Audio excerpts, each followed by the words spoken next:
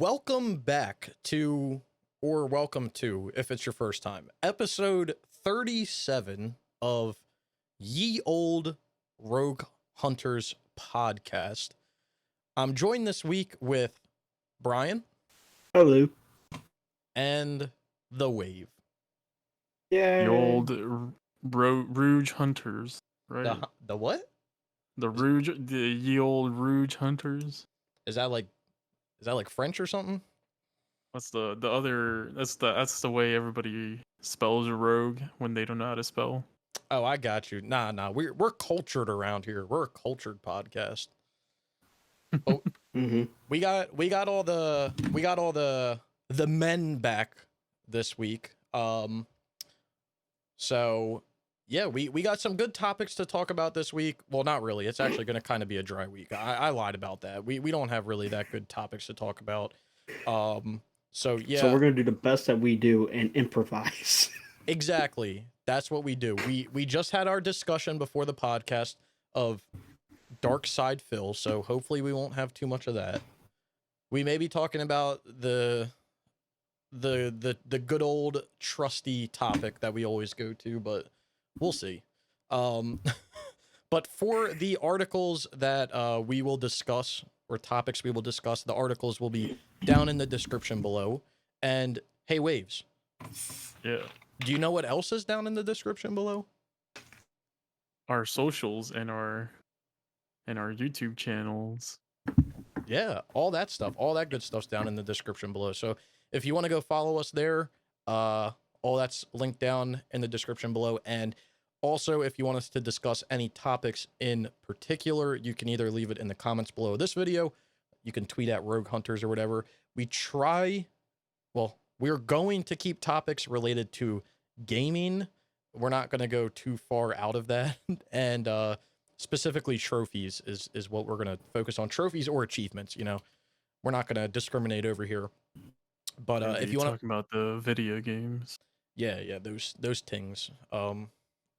But all articles are in the description below if you want to follow along with what we're going to be talking about. But anyway, with all of that being said, let's get into the good old reliable topic and intro of what we've been playing. I'm going to let Wave start this one because, as we all know, he was out last week. So I don't know if I got this like before or after when we would have recorded last week's podcast, but I've gotten the Judgment Platinum. Nice, congrats. Nice. Which I almost pulled out my hair with one of the memes of Puyo Puyo. That is what it's called. And what is it exactly? Right. it's like Tetris, but instead of making rows, you want to make it stack on top of each other, and then when you make one, you want those to drop on another one to make another 3 burst or another 4 burst, and it keeps going like that until like that you can take out your opponent. Sounds pretty big brain. Yeah, so that shit was annoying, and there is a method to do it where you just stack the right 3 columns, and then you just do your best and keep trying. And I kept trying, and you basically have to win like 25 games in a row to have a chance of getting all, because like the hardest one is to get all the opponents, which every opponent, there's a chance of opponent appearing after every 5 levels, which is after every 5 enemies that you beat. So at the 25th is when I think the girl's name is Witch or something like that. And so she's like the last one, and you have to win. You have to beat like 25 other people in a row to get to her, and it was awful. Holy crap. Sounds annoying. Other than that, I finally learned Mahjong, Riichi Mahjong. Nice. And the Do you game fully was understand it good. now? I I understand it to a point. There are certain times when I felt like I had a full hand and the game was like no. So I don't understand what was the issue during that. But I won enough. I won over 30 games to at least finish the game. Hey, that's all that matters. I do have 2 questions though for you then. What's up? Did you like the game, and how did you like it? And Judgment's pretty dang. And question number 2, I'll pay you to get the platinum for me. No. I'm joking, everybody. I will, if you do decide to do this one, I will recommend for you to do the PS5 version, since that one, in my opinion, has easier mini games. Okay. Because for some reason they took out so the PS4 version has a pinball machine, which is just completely not there on the PS5 version. And then in the PS4 version, there's Puyo Puyo, and I forget what the fighting game is called, but it's some other fighting game. And then on the PS5 version, Puyo Puyo is replaced with Outrun, and the fighting game is replaced with Virtua Fighter 2. Okay. Which I'm not sure about Virtua Fighter 2 being easier, but I feel like Outrun is easier than Puyo Puyo.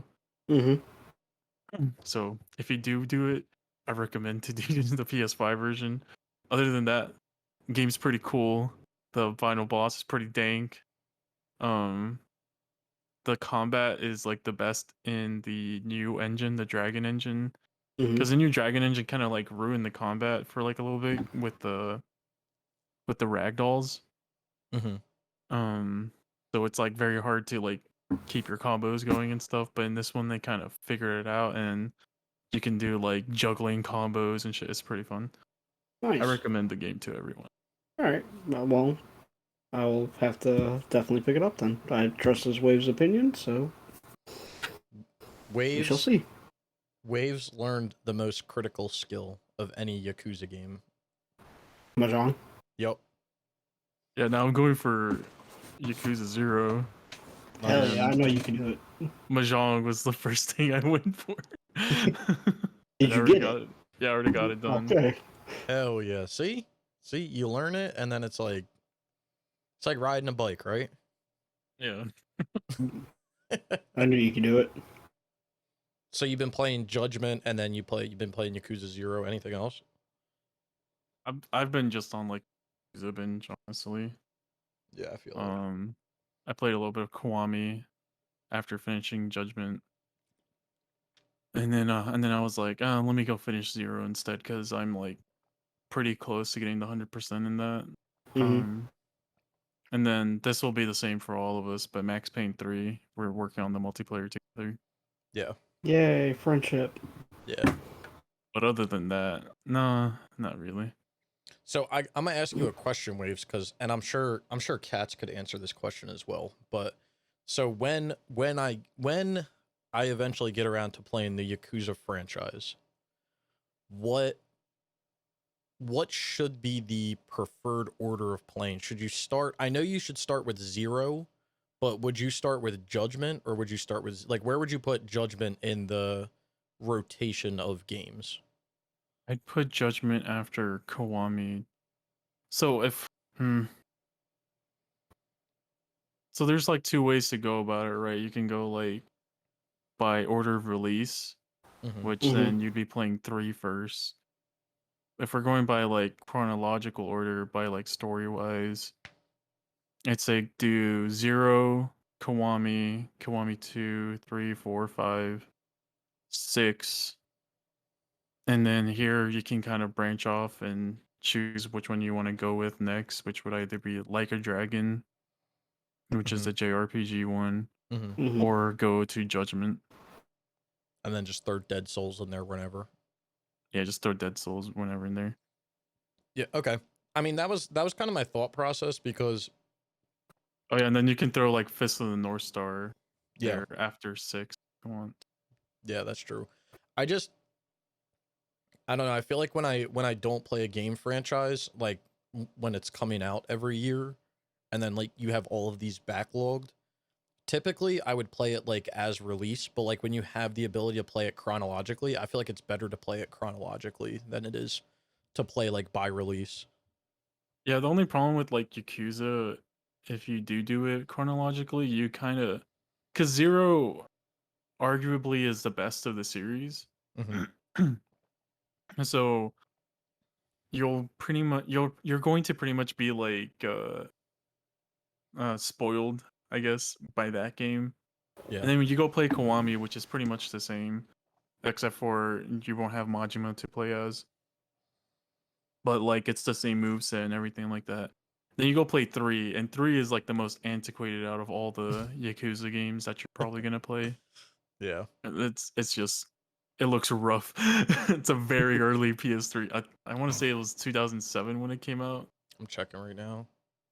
2009. or 2009. Yeah, super early PS. I think that was their first PS3 game. Ryoga Gotoku Studios' first PS3 game. Mm-hmm. So that one's pretty rough. 4, I heard, is kind of rough. I heard 5 is like up there with 0.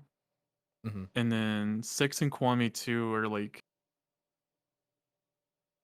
6 and Kiwami 2 are like in the new engine, so graphically they look good, but like combat wise they're not as fun as the other ones. So Mm-hmm. I feel like that's the only problem with like doing it in the chronological order, because you're gonna be, once you get past Kiwami 2, you're gonna be doing 3, which is rough, and then 4, which is a little rough, and then 5, which is like apparently really good, and then 6, which is also like, I wouldn't say a little rough, but like there's a reason people don't like it, basically. Yeah. I mean, I feel like it's better though to almost start with like not I mean, you're saying 0 is the best, so start with the best. Almost like start at the top, fall down, and then get back up. Because if you start with the best or you start with the better ones, at least it will at least kickstart you to like continue to go. Yeah. Or it'll kickstart you to like continue to keep playing. And then when you get to the worst of the worst, then you're like, oh fuck. And then you know that you're gonna have like better coming up. It's like the games I like think about when it comes to like it not aging well, and being like just really bad gameplay wise is like if you ever go play like the Grand Theft Auto ports on PS4 or just Grand Theft or early Grand Theft Auto games in general. Like if you go play GTA 3 or Vice City, like they're great games, don't get me wrong. Narratively they're great games. Gameplay wise, trash. Like absolute trash. Like they don't, I mean at the time they were like game breaking, right? Like they were the best of the best, but if you compare how like GTA 3 plays to GTA 5 today, it's not even going to be comparable. And but I think that's just like that's part of the game, right? So Yeah. part of the experience, as they would say. But Yeah, then I'd say just do it the chronological order, and then past 6, like you can kind of diverge off into what you want. mhm. Judgment is following the action game style, which apparently might end with the next game that comes out next month. We'll wait and see. Have y'all heard about this? I think I told No. y'all. So apparently, like, so in Judgment, they're using an actual actor's face. I think his Mhm. name is Kuya Kamura or something like that. Hmm. Um, and his what's it called? His talent agency is just being really hard on Sega, because they don't. Sega wants to release the game on PC, Mhm. but the talent agency doesn't want them to, because then people can extract the model and do whatever they want with the character model's face and everything, Mhm. which is not what, which like that talent agency has kind of like ridiculous rules with what they can show their talents faces on. Like I saw one where they were they just had, I think they were doing like some press release thing for Judgment, Mhm. Hmm. and they literally photoshopped the guy out of like all the pictures of him standing next to all the other characters from the game. Jeez. And I was like, Jesus, really? So apparently because of that, if Sega and them can find a solution, Lost Judgment might be the last game in the series. My thing is, why can't they just change the face? Why Right? does it have to end with him? I'm guessing it's because like some background deals or whatever. But Yeah, that's annoying. But you're saying that it's not, the combat is going to be different in the Lost Judgment? so Judgment is going to follow the action game series combat. Mm-hmm. Lost Judgment is going to keep doing that, while the main Yakuza franchise, they've said, is going to stay on the JRPG side. Yikes. I mean, I don't know. I feel the same way about like how they changed that up with like what they did with Assassin's Creed. Like, I feel like if they wanted to make the JRPG style games, why didn't they just make Judgment that and keep Yakuza kind of like the beat 'em up, rather than changing the Yakuza combat and then making Judgment the Yakuza I don't know. It's just weird to me. Yeah, that was my thought on it. It's just, why does it have to be Yakuza that gets turned into a JRPG? You guys are making this brand new one with no like history to it, but I guess like I don't know. Yeah. I mean, it's the same. It's like I said with Assassin's Creed. I mean, you know, and we saw it last year, or I guess, yeah, technically, you know, last fall with their release of Valhalla, and then, you know, side by side with Valhalla, we got Immortals: Phoenix Rising, which is a completely new IP. Like, why Mhm. didn't they just keep Assassin's Creed the same way and then make a game like Immortals: Phoenix Rising with that new RPG style? Because then now you're building two franchises instead of destroying one and trying to make a new one out of what you've created. So, just not the smartest thought, but I mean, I don't know. I feel like people are still loving Yakuza 7. Don't I mean, from what I've heard Yeah, at I least. mean, for most people, from what I've seen on the internet, at least, is like people are loving 7 or like a dragon. Mm-hmm. I played it a little bit. I want to finish all the other games before I get back to it. It's Mm-hmm. going to take fucking forever, but um, I like it. It's kind of goofy, and like Yakuza games have always been goofy to a point. Like the reason it's turn based is because your main character played Dragon Quest a lot as a kid, so he sees every fight as like him being the hero from Dragon Quest. So he let other people hit him because that's what what happened in the game. Um, they have summons in the game, like in other like in Final Fantasy and stuff. Mm-hmm. You can like summon characters from the previous games, like Gary Buster Holmes from Kiwami 2, and I think he's in 3 also, and Kiwami. And but yeah, I mean, I like it so far. It also kind of like I like how it like recontextualizes like JRPG tropes, but like puts them in the new modern setting in a way. Mm-hmm. Like there's dungeons in the game, and the first dungeon you go into is like the sewers, and Jesus. there's just a bunch of homeless people down there, which are like supposed to be like vagrants and stuff from like other games, and then something happens and you wake up in Yokohama, um, and you get taken in by like the homeless people there, and they're like supposed to be like the mages or whatever in like a Final Fantasy or Dragon Quest game. And so one of them like joins your party and he like does magic pretty much with like he drinks booze and then spits it out while holding like a lighter in front of his mouth and stuff Jesus. like it's just silly. I like it so far, but yeah. Yeah, I mean, but like you said, if you're going for like all of them, it's definitely no easy task, right? I mean, you're talking probably on average between each game, I mean, I would say around 100 hours probably a plat for each Yeah. game. So, I mean, if you're doing well, there's at least 1 through 7 that you have to do, along with Judgment if you want to as well, along with Dead Souls, along with, like you were saying, Fist of the North Star and all them, which there's 3 of those games. I mean, Well, yikes. the only one that would count Or I guess is it's, Lost Paradise. yeah, Lost Paradise is not Ken's Yeah. Rage. I mean, still, you're talking what, 10 games there at Yeah, but 100 hours a I pop? would only really do like I mean, I would do the spin-offs, right? But if I was just talking about just finishing the stories, so like I can get to 7, I would just do the mainline stories, which aside from like 4, 5, Kiwami 0, the other ones, from what I've seen, are kind of easy platinums. I don't know why on like PS3 they're ultra rares, but if you go look at their trophy list on like the PS4, they're all just normal rarities. You're talking about like 3 and 4? Yeah, like 3 and 4, and Kiwami They're 2. very rare. I mean, They're just like, I've always heard that they were like kind of hard on the.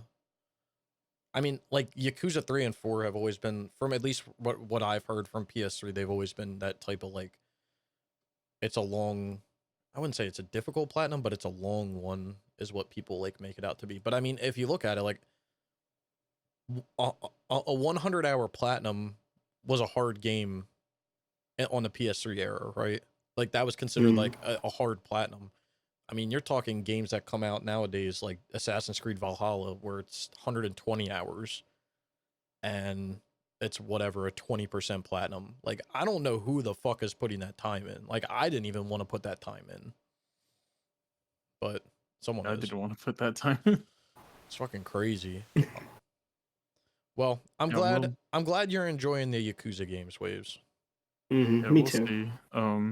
We'll see how much I keep going. I want to finish up 0 since I've been saying that I've been saying that I'll get this platinum since like I want to say 2018. Mm-hmm. So it's Well, it's just finally time to get it. You know? well, good things come with time, as they say. Yeah. Nice. I would like to make an announcement before we move on to Brian. Okay. Well, two announcements. Number one being, it probably came out a while ago, but the Aliens Fire Team trophy list came out. Looks kind of dope. Anyway, that's stupid. The That's other that announcement, co-op one, right? yeah, I do want to play that at some point.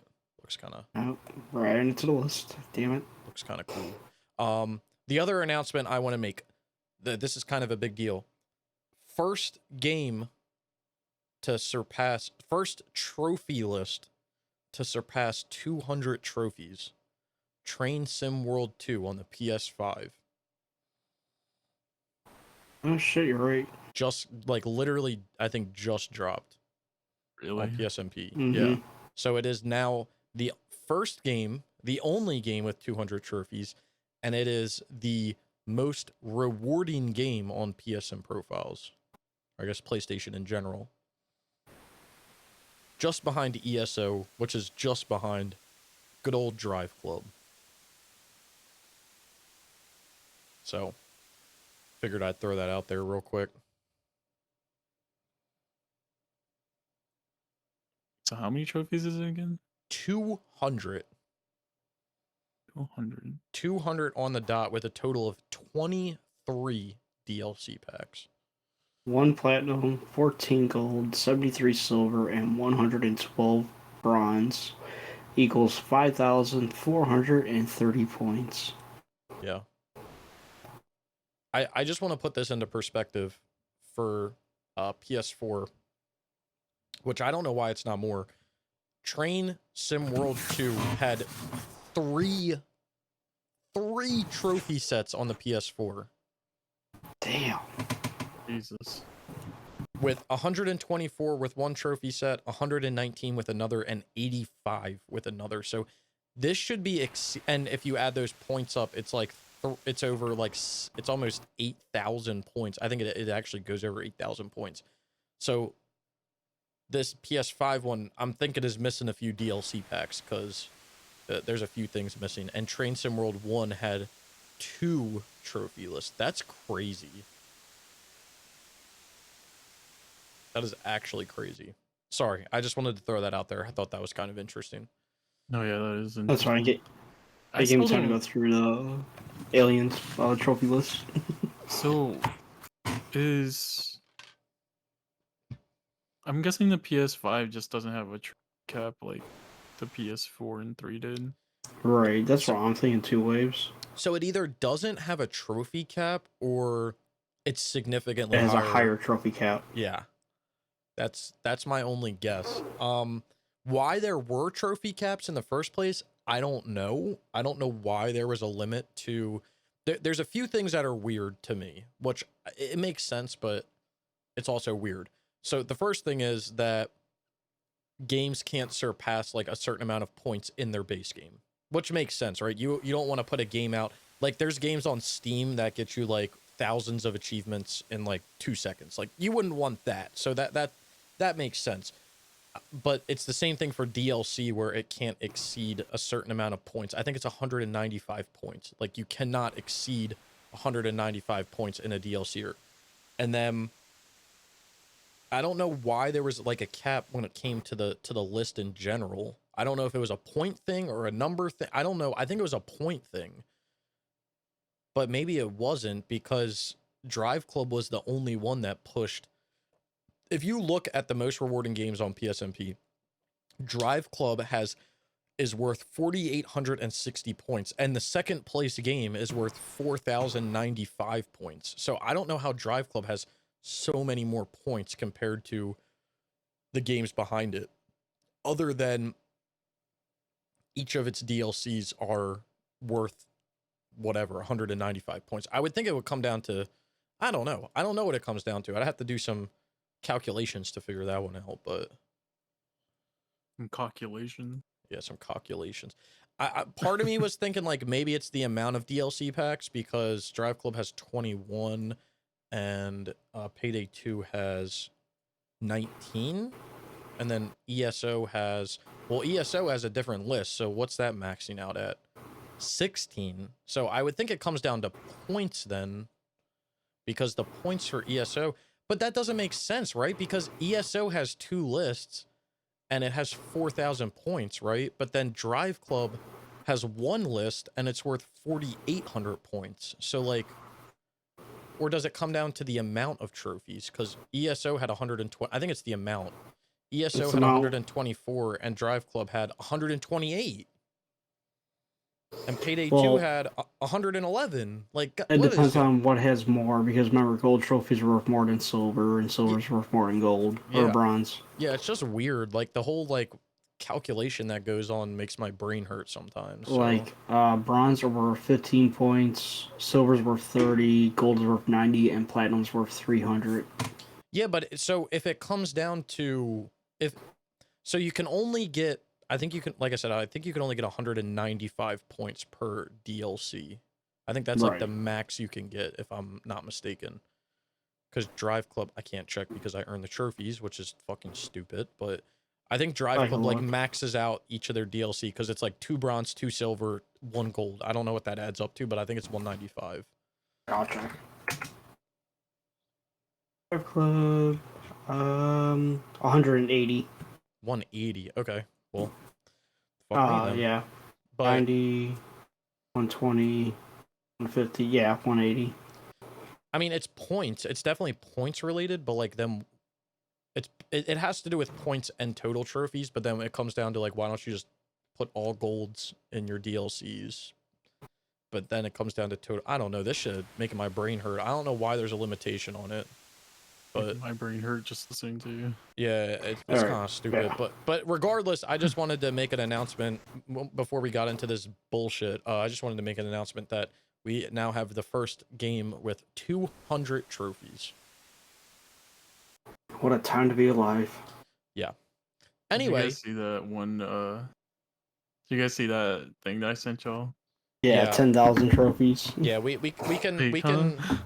can meme on that one for a little bit, because that was a funny article, but we'll talk about it after the games we've talked about, just to make people laugh. But what have you been playing, Brian? Well, I didn't get to play much this past, since the last podcast. Been kind of busy. A lot of things happening. A lot of plans coming together. That's all I'm going to say for that part. You guys already know what I'm working on. So I started Fallout 3 a little bit. I got bored, so I said, screw it. I'm going to start Fallout 3. Got about 5 trophies in that. I'm playing a little bit of Hades. I'm it, especially if I put my AirPods on. I just listen to music and I just sit there and look at the screen and concentrate. It's so much fun. Mm-hmm. And then Max Payne 3. I actually been working on online with you guys, and I started the campaign. Nice. I got the first 2 chapters down, and all the collectibles collected in the first 2 chapters. Nice. I need to start playing Max Payne 3, like single player wise, but I need to do what's that one thing that goes down with the challenge mode. Yeah, I need to do that. Yeah, I need to look into that. I don't know exactly. I don't know if that's tied to the single player campaign or if it's its own thing, but like, yeah, I need to do that along with we need to do Dead Man Walking and then level up our M4s and then level as well. So I'm gonna go hard on Max Payne 3 shortly, but yeah. Yeah, like I have an idea how I want to do the Max Payne like level grind because I looked at the single way to do it. You know, it's not that bad in the arcade mode. And if I figure if I could do 5 levels a day, I'm not just this way I don't burn myself out. If I could just like level up 5 times a day, I should be fine. Yeah. So what I would do is I would look at it more from a time perspective because I talked to a few people that said that once you get past level 40, which it's the same thing with like Tomb Raider, any game that it exponentially levels you, that it gets like really slow. So it may be like, I don't know, maybe like 5 levels a day, and then when you get to level 40, you try to do like a level or two, because that's what I was doing when I was playing Grid Autosport. I was kind of doing something similar to that, because when you're doing Grid Autosport, like, you have to get to level 50 with every discipline, or that's like the most efficient way to do it is to get to level 50 with each discipline. But getting from like level 1 to level 30 takes like no time at all. You can do it in like 5 hours, right? Like, it's super easy. But once you surpass level 30, getting from level 30 to level 50 takes like 10 hours or something. Like, you have to literally like double your time. So I just remember being like, oh, I'm just gonna get one more level and then I'll be done. And then I don't know. It's just like it was crazy. I'm reading the guide, and they say to do it 600. You got to do it 620 times to get from 0 to 50. Yep. So, okay, really, at least we have a number, and I'm already level 8 or 9 as it is. Yep. So, but yeah. But I see your point. I just don't want to get burnt out, just sit there and play like all day and get just burnt out, then hate the game. No, I mean, I totally get you. I wouldn't do the same. It kind of happened to me with Grid Autosport. I was going hard at it, and then I had other things come up, but I was also like, yeah, I'm like, it's kind of boring just driving around in the same damn circle all day long. Like, I don't want to do that all day. But yeah, I mean, I would just do like, I don't know. I would play like an hour a day or something, you know, just and limit it to that. And then when you get to the higher levels, or maybe you say like at the beginning, like, I'll do 5 levels a day. And then when you get to the higher levels, you're like, all right, I'll do like 1 level or 2 levels a day or something like that. Right. Yeah, and then us working on the M4 Assault, that's going to help level me up. Yeah, I'd like to finish that tomorrow. I am happy we made some really good progress this week. Almost all the DLCs are done. Yeah. Yeah, so this week we basically got done all the DLCs other than M4 to level 10, which I think we're all around like level 5 right now. We really haven't even been boosting it. We've just been, you know, getting all the other trophies. We've only done like 3 sessions. Yeah, we have not been playing for that long, maybe 6 hours. We've been trolling mostly, yeah. Yeah, we mostly been dicking around with the what is it called? Is it bullet time? Mm-hmm. I don't know what the fuck it's called. Running into each other, yeah. Yeah, that shit's funny. But yeah, we've been messing around with that. But we finished up all the DLCs other than the M4. The other thing we have to finish up is the Dead Man Walking, which is really easy. And then we have to do the challenge mode stuff. After that, we're done other than the level 50. And I think a few of us need to get the game mode trophy. We got all the gang war stuff, but we just had to finish something there, which was kind of being stupid. But yeah, we're basically done the multiplayer for the most part. Yeah, I need to do the team deathmatch still because they kept freezing on me on every single team deathmatch. And you know what's funny? I killed you in that match, and I killed you nowhere near stairs, and yet it froze you in stairs. Yeah, it's stupid. I don't know why it did that, But I'm just glad we're all going to be done the multiplayer. I'm not worried about it being like unobtainable after the fact. I'm only really worried about that with the Need for Speed games. So I'll be comfortable as long as we can get the multiplayer done before September 16th, which will be done by next week. So other than the level 50, like we should be done everything by next week, even maybe this weekend. So yeah, I might grind out some Max Payne this weekend, actually. Yeah, I'm gonna start on. I've been doing Cats and I have been trying the method in the multiplayer where you use the sniper and everything, and it's definitely efficient, but it's very finicky, and also you have to go into a multiplayer session, so you run into the randoms. So it's almost like, is it worth the headache of doing it that way, or just like saying, okay, I'm gonna play for 30 hours, because I think that's what it averages out to. If you do it by yourself, it's like around a 30-hour boost in the arcade mode. Okay. I think that's what I heard. I think it's like 30 hours in the arcade mode, and if you do it in the PvP mode, you know, like with the sniper, it takes like half the time, which is why Cats and I were doing it, because we were like, well, if we do it for each other, it ends up being like the same boost anyway.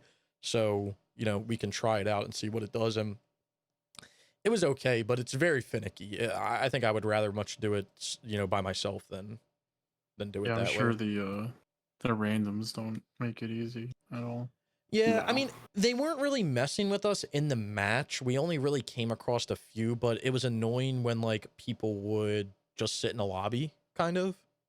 Because you'd be like, okay, I'm gonna search soft lock, you know, TDM, and you know, some guy would just be chilling in the lobby, and you're like, all right, I'm gonna search deathmatch, and then we figured out that like you can't really do deathmatch because the spawns don't like work properly if you do deathmatch, so we had to do team deathmatch, and then it was just, and then like if Cats found a lobby, I couldn't join him, but he could join me. It was really, really strange. And then I was able to search, and like if there was a guy in a lobby, right, I could back out and search, and then it would throw me in a whole new lobby by myself. Like it was really weird. But then like 3 minutes later, that guy that we saw before would join. So he obviously backed out and I'm just like, oh my God, can you stop? Like, we don't want to play with you, clearly. Like, get out of here.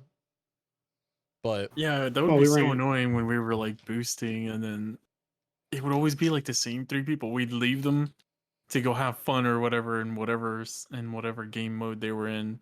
Gang then Wars. we'd go in a different game mode, and then those same people would join us immediately.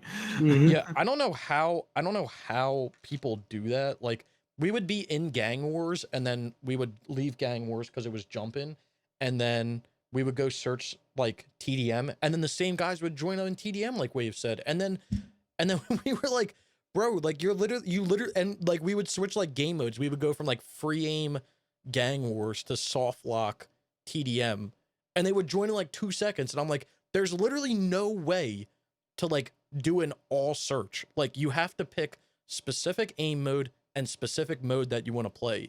And these motherfuckers would find us in like 2 seconds. I don't know how they did it, because there's no way to join through recent players, I don't think. Yeah, no.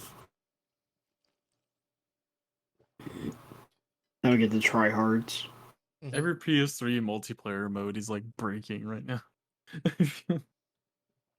Yeah, that's why I'm trying to get all the PS3 multiplayer games done. Max Payne 3 is a shitter, but I mean, it's not that bad, but the randoms definitely are like, ugh. But there's a lot. After we get done Max Payne 3, I would like to do a few. I have a list of games. One of the games I really want to do following Max Payne 3, well, I need to do GTA 5, but I would like to get back to BioShock 2 at some point and knock that out. I don't want to do that game no more. And then do a few other ones, but I don't want to be like I want to do like one a month. I'm not trying to do these like, you know, back to back every single fucking night, because that's just stupid. All right, well, it sounds like you've made some progress, Brian. That's good. What have you been playing, Snicky? What have I been playing? I mean, not much. So, like you guys said, we've been playing Max Payne 3, getting some trophy over there. And then the other game I've been playing, which I don't think I really earned any trophies in this week, Last time I earned a trophy was on the 11th, which was last Wednesday. So yeah, I didn't earn any trophy, but I've been putting a lot of time into is shift 2. So is it almost done? I would like to think so. So that's a no. Basically there's a shift 2 kind of has like a textbook trophy list where like you'll earn a lot of trophies up front by doing like boosting and doing a lot of easy things like mastering your first track and owning different cars and reaching level 10 and beating your first rival, but then you won't earn a lot of trophies until you basically like finish everything. So I'm in the stage of like finishing more or less the campaign. So hopefully I will be finishing the campaign in the next like day or two is my goal. I want to finish it by Friday if I can, possibly tomorrow. And then once I get done finishing the campaign and beating all the rivals, then the next thing I'm going to do is grind out career events on hard.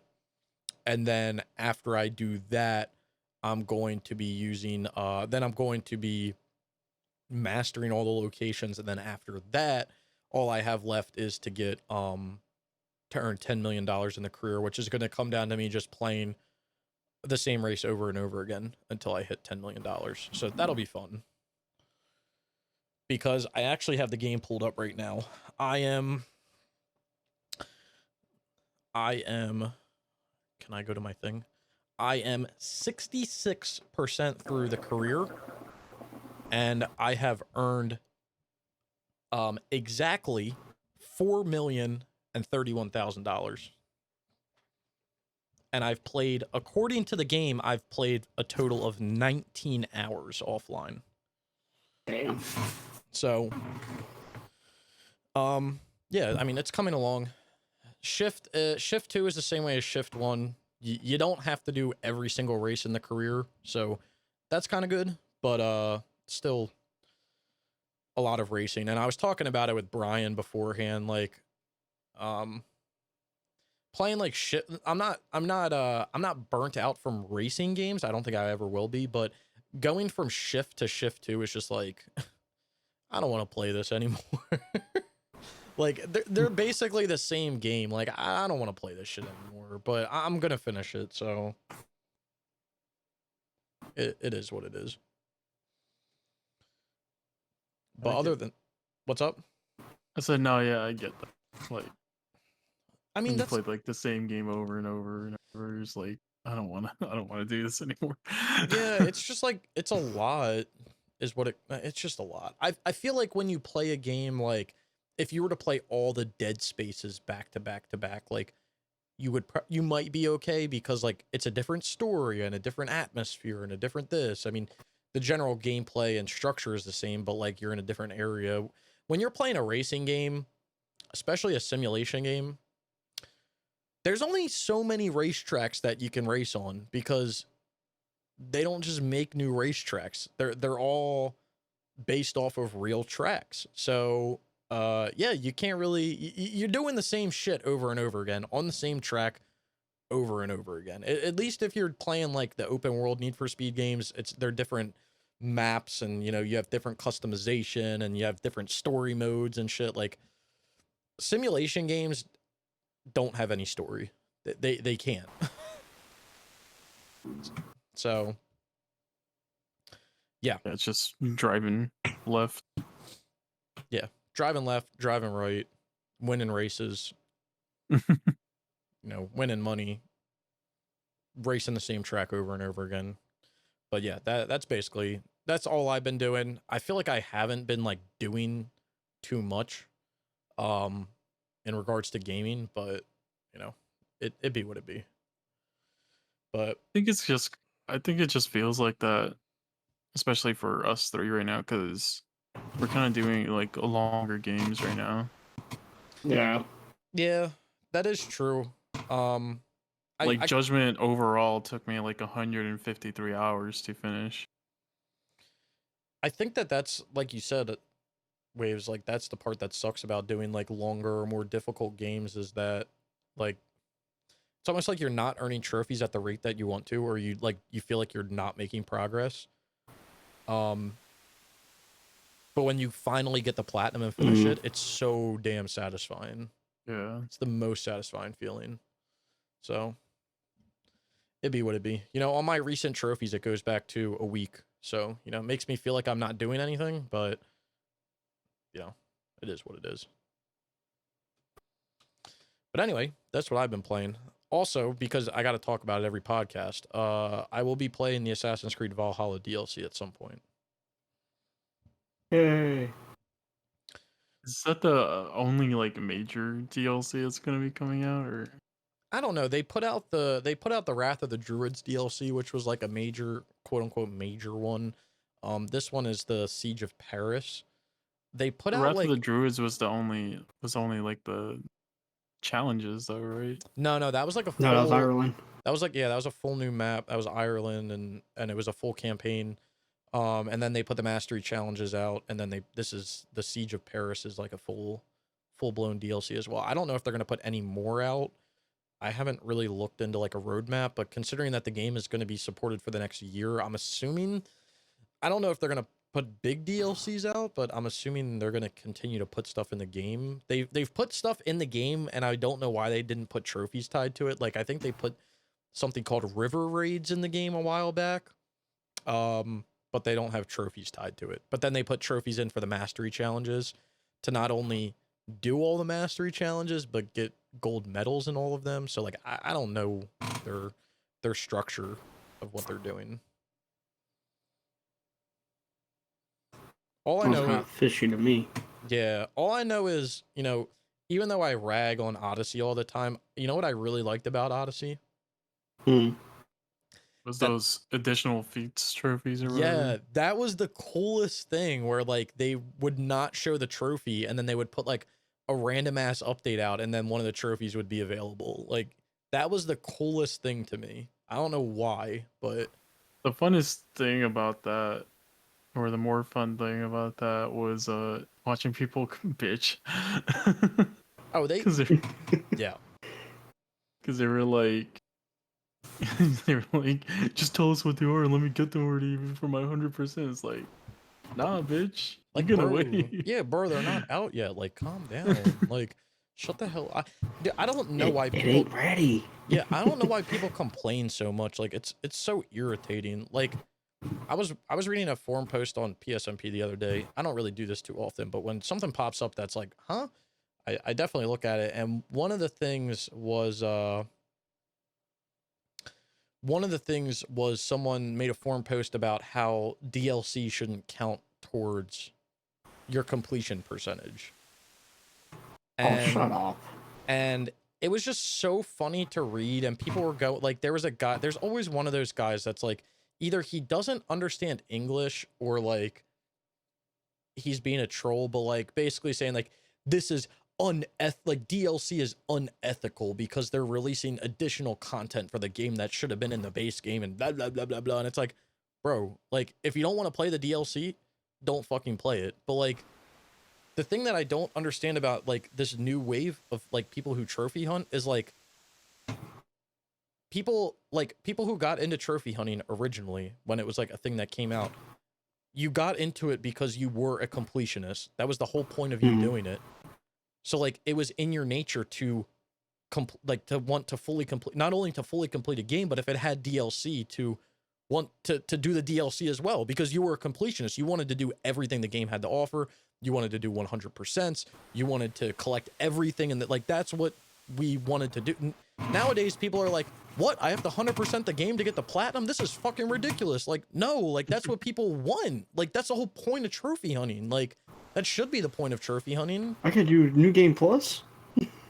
Yeah, like, it doesn't. And then you have games that come out that have collectibles that like don't even give you trophies for the collectibles nowadays, and it's like, where is that? Like, put that shit in the game. Like, make people do that. Like, I don't understand why.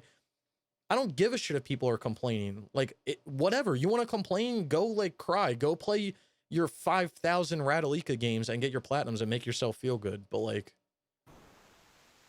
Only trophy hunters that get angry when they get free DLC. that was the other thing. People were complaining, and they're like, oh, like, I think they were talking about Genshin Impact, which, by the way, is a free game to start off with, and free updates. That's like bitching that Warframe has DLCs. Like, it's free. It's not like you went out here and spent $70 for the game and you had to buy a $50 season pass, and then out of nowhere the game decided that they wanted to put out another $50 season pass for other DLC. It's not like we're talking about, I don't know, a game called Destiny or Destiny 2, where literally every year they put out a $30 to $40 yearly pass that had access to the DLC. It's not like we're talking about that. Like, we're bitching about free. Something that you didn't even have to play. Like, come on now. Imagine some of these people bitching now because if they're going max paying like we are, and the playthrough is minimum 5. Oh, I can't even imagine. Like, I can't even imagine it, dude. I honestly, I know this sounds like this will never happen, but I want trophies that the way that they were structured, the difficulty, all of that, I want it to go back to how it was on the PS3. Put that stupid ass multiplayer trophies, put them back in the game, make people play through the game multiple times, make them play through on the hardest difficulty, make them get every single collectible in the game, make them do challenges, make them do everything that you have to offer in the game in order to get the platinum. Like, right. Yeah, it's ridiculous. I just saw a forum post right now. This is going to be the new meme waves. Oh man, what is it?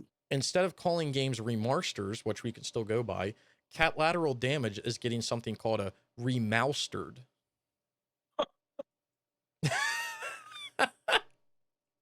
Wow. That's amazing. Remoustered. Hey. I don't know. The thing with trophy hunting nowadays, which this will segment into like a little bit of a side topic that Wave sent over today, which we can leave in the description below as well. Trophy hunting is just like, the way it is nowadays is just nothing like it was originally. And like, that's fine. Things have to evolve, right? But I can't get over the amount of people that complain about doing it. They act like these trophies are life or death, and that they have to complete every single game that they play. And if they don't, like, they're going to get banned to the Shadow Realm or something. Like, you don't have to, bro. You don't have to do every trophy. If you can't get the platinum, guess what? You can't get the platinum. Like, not if the game was made for everybody to get the platinum, guess what? It would be a 100% platinum because everybody would get it. But it's not. Oh, that's crazy, isn't it?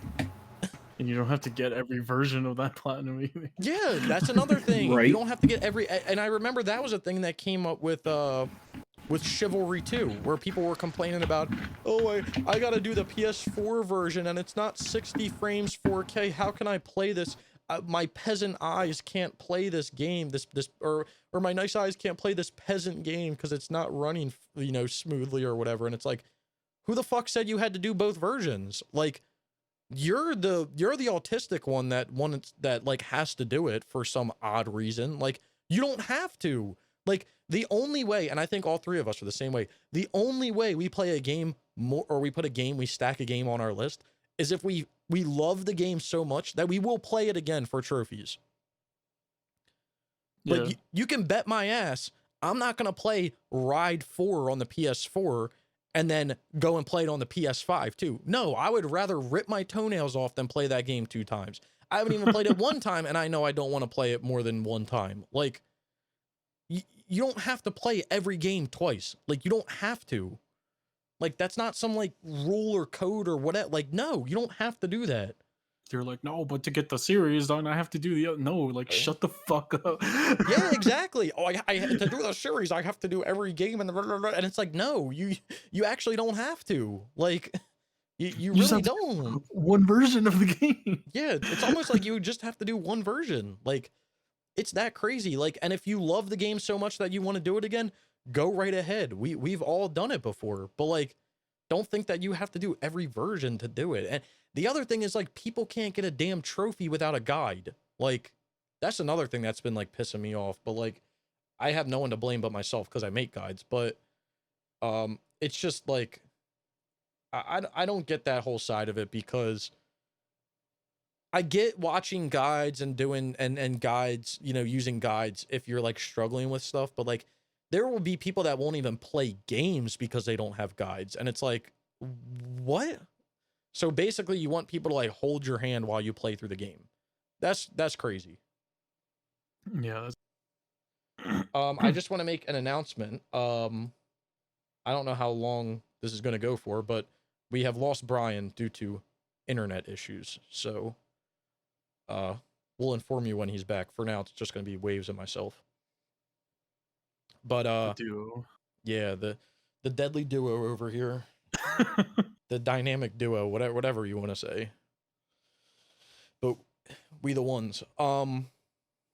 But yeah, the whole like guide thing really like irritates me as well, where people like to the extent of like won't even play a game if there's not a guide. And it's like, you know, it's crazy. And side note, something that just came out recently that just makes me, you know, really laugh because it's just very funny. There was a guide that was put out for Ghost of Tsushima. I don't know if you saw it, Waves. I think I saw you talk. I didn't look at it though. So the guy that wrote the guide, the guide in and of itself, very well structured. We're talking the level of like what you would find on a wiki, like very well structured, right? But this is the problem that I have with with guides on PSMP and these new guides that are coming out on PSMP, which mainly has to do with the new guide team, is that these people want these guides to be wikis for these games. And oh wow, it's like literally basically spoiling the game for you. it spoils the game. And like on a simple trophy of just like beating the game, right? So the trophy that's like leave the past behind and accept the burden of your new mantle. The trophy that you get for just beating the game, no matter what decision you make, has literally a breakdown. Maybe it's not that one. There was another one that had like, it had a literal full breakdown of like every option in the game and all this and all that. And it's just like, I don't get why. Oh, the complete all the Tales of Tsushima is like super long.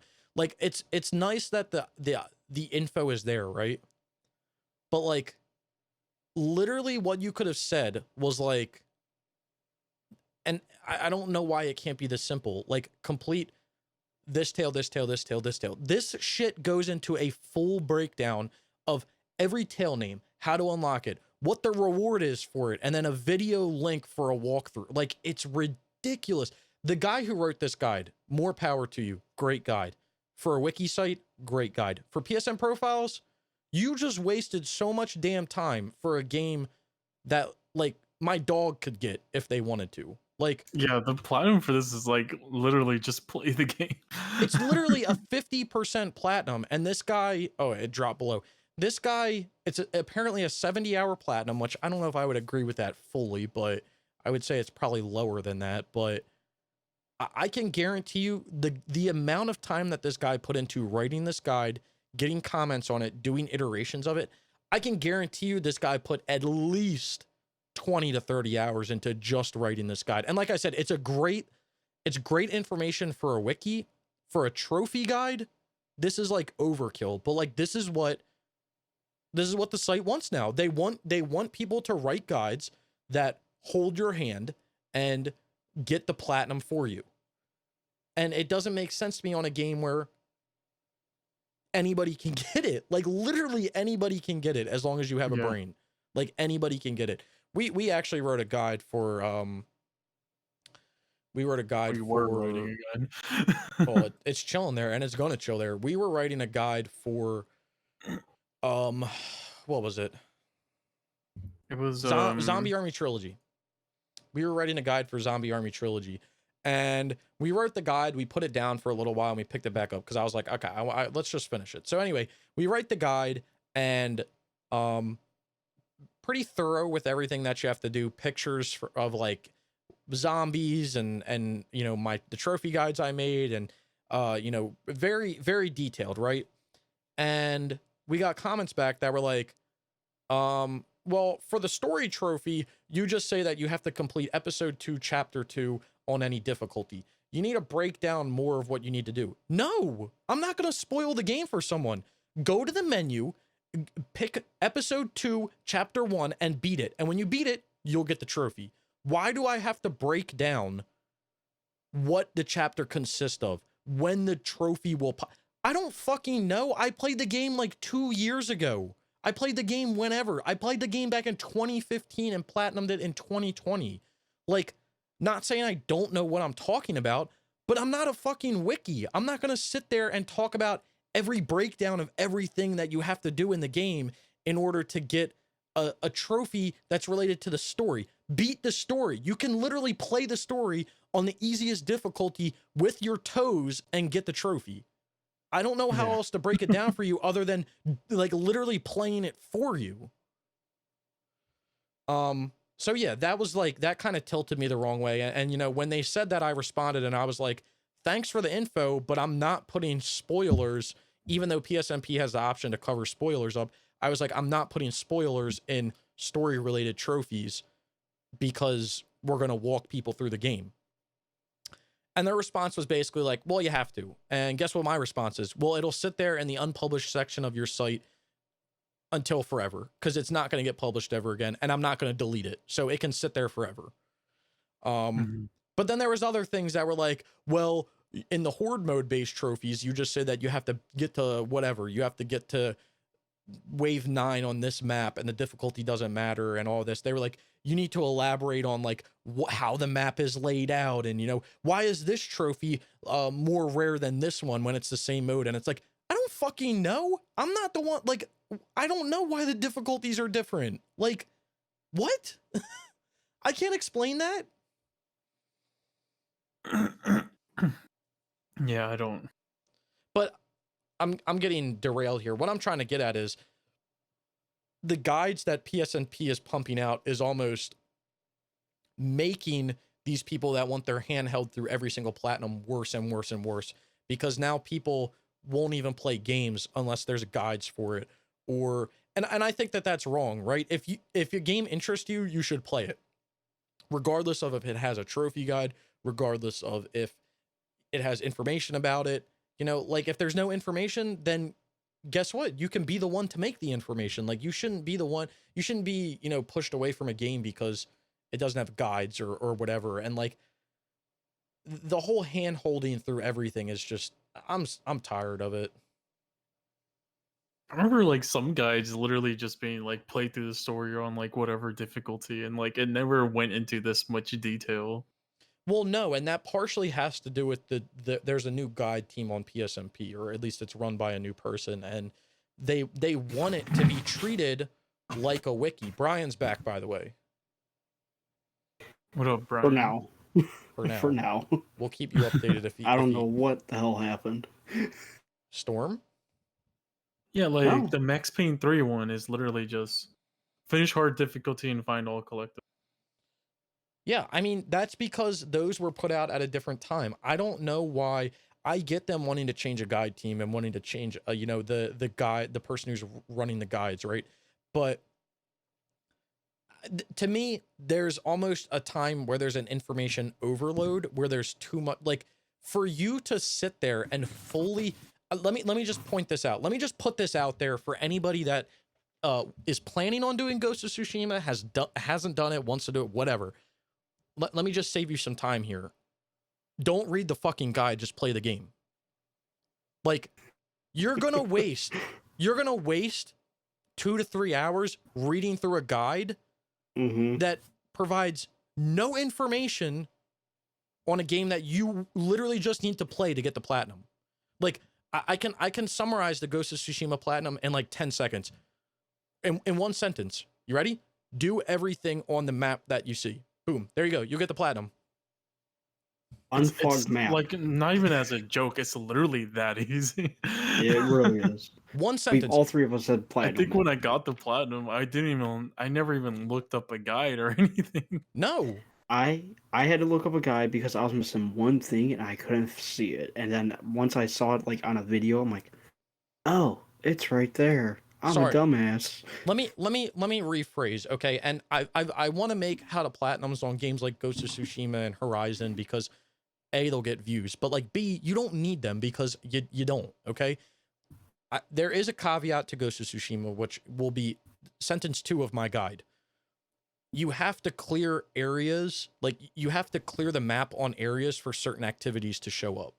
So what I mean by that is like the map doesn't get defogged when you go and sync a viewpoint. You actually have to physically go to a spot for it to kind of defog. So everything won't be on the map. You kind of do have to explore to an extent, but basically explore the map, literally like 5 words, explore map, beat all activities. 7 words. I feel like I have to defog a map. I feel like that comes with playing the game. I mean, unless I like, unless I just play games different from everyone else now, but like, doesn't everyone try to look everywhere on the map? Well, yeah.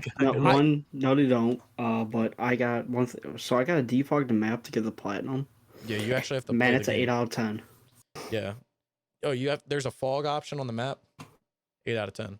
No, I mean, I will say that when I did the Ghost of Tsushima Platinum, you know, I thought that I was finishing a few things up, and I didn't defog like a few edges on the map, which ended up having stuff, which like, okay, at that point I was like, did I fuck something up? But at the time, like the game just came out. So like it was new to everybody.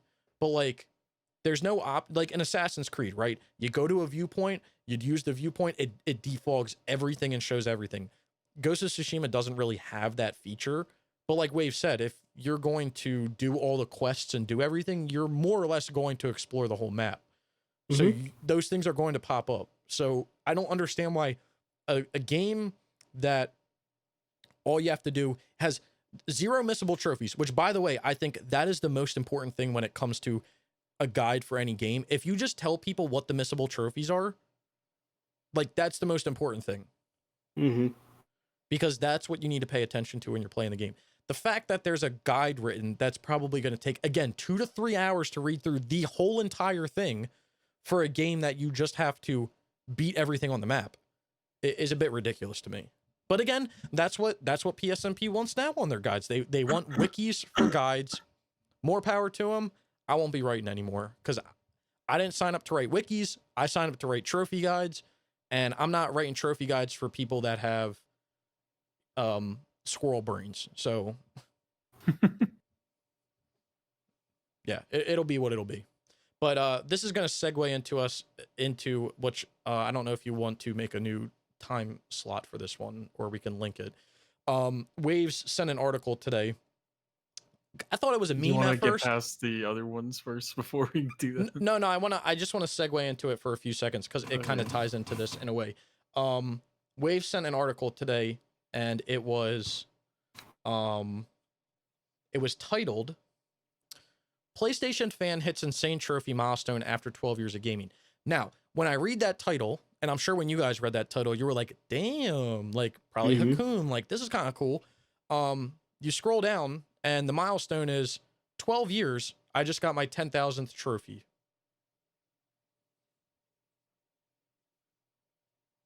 Yep. Which, like, first, I guess, like, congrats to that guy, but right. We're not harping on you, dude. Like, the only thing really where I'm like, what is like, why is the journalist like talking about this? You know, well, it's like nothing crazy. Well, yeah, like you said, congrats to this guy Ewok Slayer. You know, congrats on 10,000 trophies. You know, big milestone. Not sure what the list looks like. I'm hoping it's, you know, quote unquote respectable games. Because if you want me to be honest, anybody can get 10,000 trophies in a month if you really wanted to with shit easy games. But like Wave said, this comes down to the journalism side. Like this person who wrote this article, Dalton Cooper, did you even look at anybody else's trophies? Like, do you even know what a trophy is? Like, and why was this getting such praise on Reddit?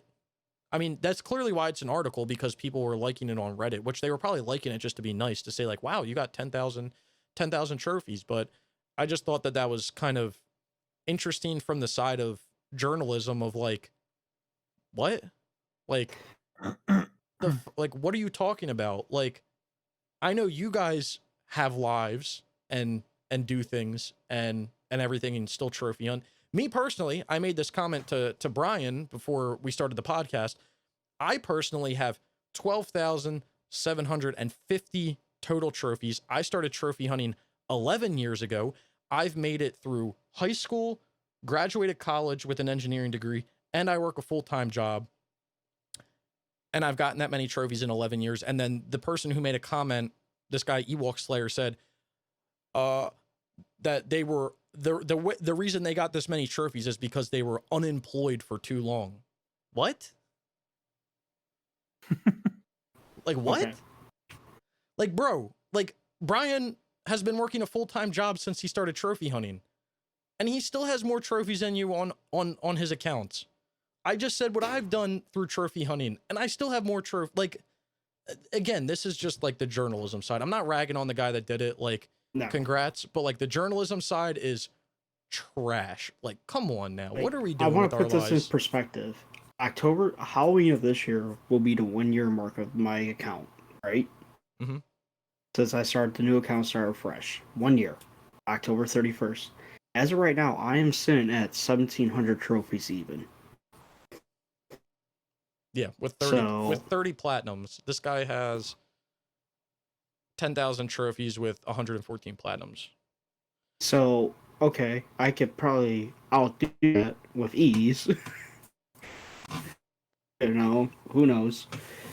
But I'm not harping on the guy, but I'm just more the journalism side. Like, y'all didn't really look into this. Well, they didn't really look into anything, and we can link the article in the description below because I think it's kind of funny. But in the paragraph where they talk about that, the guy says that he was unemployed for way too long. The guy who wrote the article goes on to say, well, this is the paragraph verbatim. When asked how they possibly had time to unlock all of these PlayStation trophies, Ewok Slayer explained that they were quote unquote unemployed for way too long. And so they had a lot of free time. To store the huge number of games they owned, Ewok Slayer purchased a 2 terabyte external hard drive from Amazon so that they didn't have to delete the stuff from their PS4's internal hard drive constantly. Like, bro, what the fuck are you on? Like, have you even talked to anybody else that trophy hunts? Like, what? Like, this is not some game breaking news. This is like a journalist writing like, and the guy drove down the street doing the speed limit. It's like, cool, bro. Like, cool story, bro. Like, that ain't anything new to anybody else that's driving on the road. Maybe that's a cool story to a kid that's never driven a car before, but like anybody else that's driving on the road, that's everyday life. Like, what? Right. Dude, like this is just unbelievable. But I don't want to harp on this. I'm not ragging not ragging on Ewok Slayer. Full congrats to you. I'm glad you hit 10,000 trophies. I'm glad you're having fun trophy hunting. But my man Dalton Cooper, bro, you need your job title, reevaluated, man. So 10,000 trophies in how many years? 12? 12. So he got 833 trophies a year. Yeah, I mean, and then again, read the article on your own, but the last paragraph is just like, the whole thing is golden. Ewok Slayer themselves has not been able to upgrade from a PS4 to a PS5 yet, which is a situation that many fans currently find themselves in. Not me. Yeah. What I mean, it's just like, I feel like even now, it's like whenever people celebrate getting 100 plats and then like their entire trophy list is just Radalika games. It's like, is it really like something like crazy now? Like, no, it's do not. I have some dirt easy platinums? Yes, but they're memes or I'm supporting our boy Eli. That's it. Yeah, I mean, again, this just comes down to the journalism side. 100%. And what's that dude's name? I want to see. Does he actually have an account on PSMP? Oh, the guy, I don't know what his actual name is, but yeah. I don't know. I'm just looking at it from like a journalism side. Like, this is awful. Yeah. This is awful journalism. Like, there's no concept of like, this is not like a huge experience. Like, this is not like a huge milestone. Like, if you were to say like, okay, he's earned 10,000 trophies and all 10,000 of them, or he's earned this and they're ultra rare games that no one else has completed or shit. Like, okay, cool. That's cool. But like, I don't know. Whatever. I don't want to harp on this for too long because this was like a side topic. But anyway, that's what I've been playing this week. Oh shit! Sounds like you had a fun time, Snickle. Yeah, you know, we're on the good old introduction of this podcast going over an hour. Got to keep it moving on. There is an Ewok Slayer on PSNP, but he's from Canada and only has 1 trophy. Yeah, I don't know what the guys. Don't they have his picture on the? Yeah, they have his picture. Let me see if I can find his PSN is oh, it doesn't. Have, Oh, okay. It doesn't have it. Damn. I can't see the picture shows the total amount of trophies, but it doesn't show the actual gamer. His PlayStation name. So that's fine. I was just curious. The fucking journalism, dude. It's ridiculous. Just remember, kids. Anything can be a big deal when the media covers it. So his PSN is Rambo Balboa 1209. What the fuck? Well, look it up, Brian. See what we're dealing with. It's called Rambo and Balboa. BO. BALBOA 1209. 1209. Oh shit. Does have a PSNP profile. Yeah, I'm looking at it right now. It Takes Two. Good game. 48 ultra rare platinums. Let me look through. I'm gonna just look at platinums. Hold on. Platinum. Way out. Ooh, Avatar. Ooh, rest in peace, buddy. AC4, Odyssey, Origins, Rogue, Battlefield 1, Battlefield 4, Battlefield Hardline, no 100%. Burnout Paradise, no 100%. Call of Duty Classic. COD Classic, Modern Warfare 2, Remastered, Modern Warfare Remastered. This guy has actual games on his account at least. Yeah, Duke Nukem Forever, Far Cry 3. He's got like all the Far Cry games other than Far Cry 2. Far Cry 3, Far Cry 3 Classic, Far Cry 4, Far Cry 4, Far Cry Duke 5, Nukem Far Cry Forever, Classic. actually. Yeah, Far Cry Primal, Far Cry New Dawn, God of War 3, God of War Ascension, God of War Chains Olympics, Ghost of Sparta, Godzilla on the PS3. Okay. Hitman 2 Silent Assassin on the PS3, Hitman Absolution on the PS3, Infamous 1 and Infamous 2. He's got all the Infamous games done. Fucking right, dude. Hell yeah. See, this is what he's got Jurassic the Hunted. This is what the journalists should be covering here, man. What the hell? Y'all missing out on the hidden gems. He got Men in Black. Come on now. No Man's Sky. Come Ratchet and Clank. Oh my god. See, Saw 1? Oh my god. This man missing the good stuff. Spider-Man Edge of Time? God damn. Alright, dude. He deserves it. He got Star Wars Force PlayStation All-Stars. Yeah, he got Star Wars Force Unleashed 1 and 2 100%. That's what I'm talking about. Amazing Spider-Man 1 and 2, The Darkness 2, Walking Dead Survival Instinct, Tony Hawk Pro Skater HD. That's what I'm talking about. WWE Legends of WrestleMania. See, X-Men Origins Wolverine. See, this man Dalton, whatever. You covering the wrong shit, my dude. You out here worrying about he got 10,000 trophies, but you're not even looking at the games he played. You're in the article he talks about like Alien Isolation. You're not even talking about the hidden gems, my man. You don't even know what you're on about. God damn. Well, that was his favorite game. He platinum. That's why they're talking about Alien. Oh well. But dude, okay, I give him credit. He has some good games. Yeah, there's no easy plat games either. Like Red Alico plats. Yeah, he's actually got respectable plats, so we'll give it to him. All right. Let's move on. Games we've picked up. Have you guys picked anything up? Yes. No. All right, let's hear it, Brian. What you got? I picked up Hades. Nice. And the nice thing is I got the physical edition of that, you know? Mm-hmm. I think you did too, Snickle, but is yours holographic? Like your cover? Let me look. Hold on.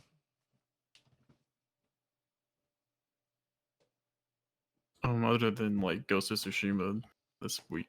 Yes, it is. This Friday I holographic. didn't get anything. Yeah, I did that same. What did you say, Stickle? I'm sorry. Yes, it is holographic. Okay. I picked up a couple things off the new sale. Cuphead. Nice. I will need to grab that Nice. Uh, at some point. The Sinking City, Nice. and then Hellblade.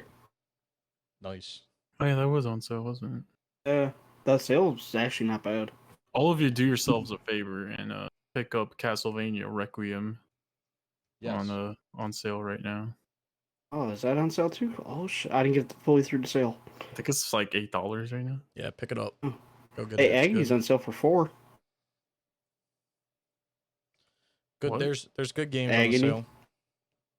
No, No. that You don't okay. wanna Let me play take Agony. that back. I'm taking that one back. That's not a good game. That's a You don't want to play Agony. shitter. That's a shitter right there. Stickle's gonna talk us into it, but yeah. I mean, How's I people bought gonna talk us into Agony? I I don't know. bought that game physical, and no, it's definitely it's a shitter that you should stay away from. Yeah, Unless you unless should. you want to The play a sequel shitter. to that game?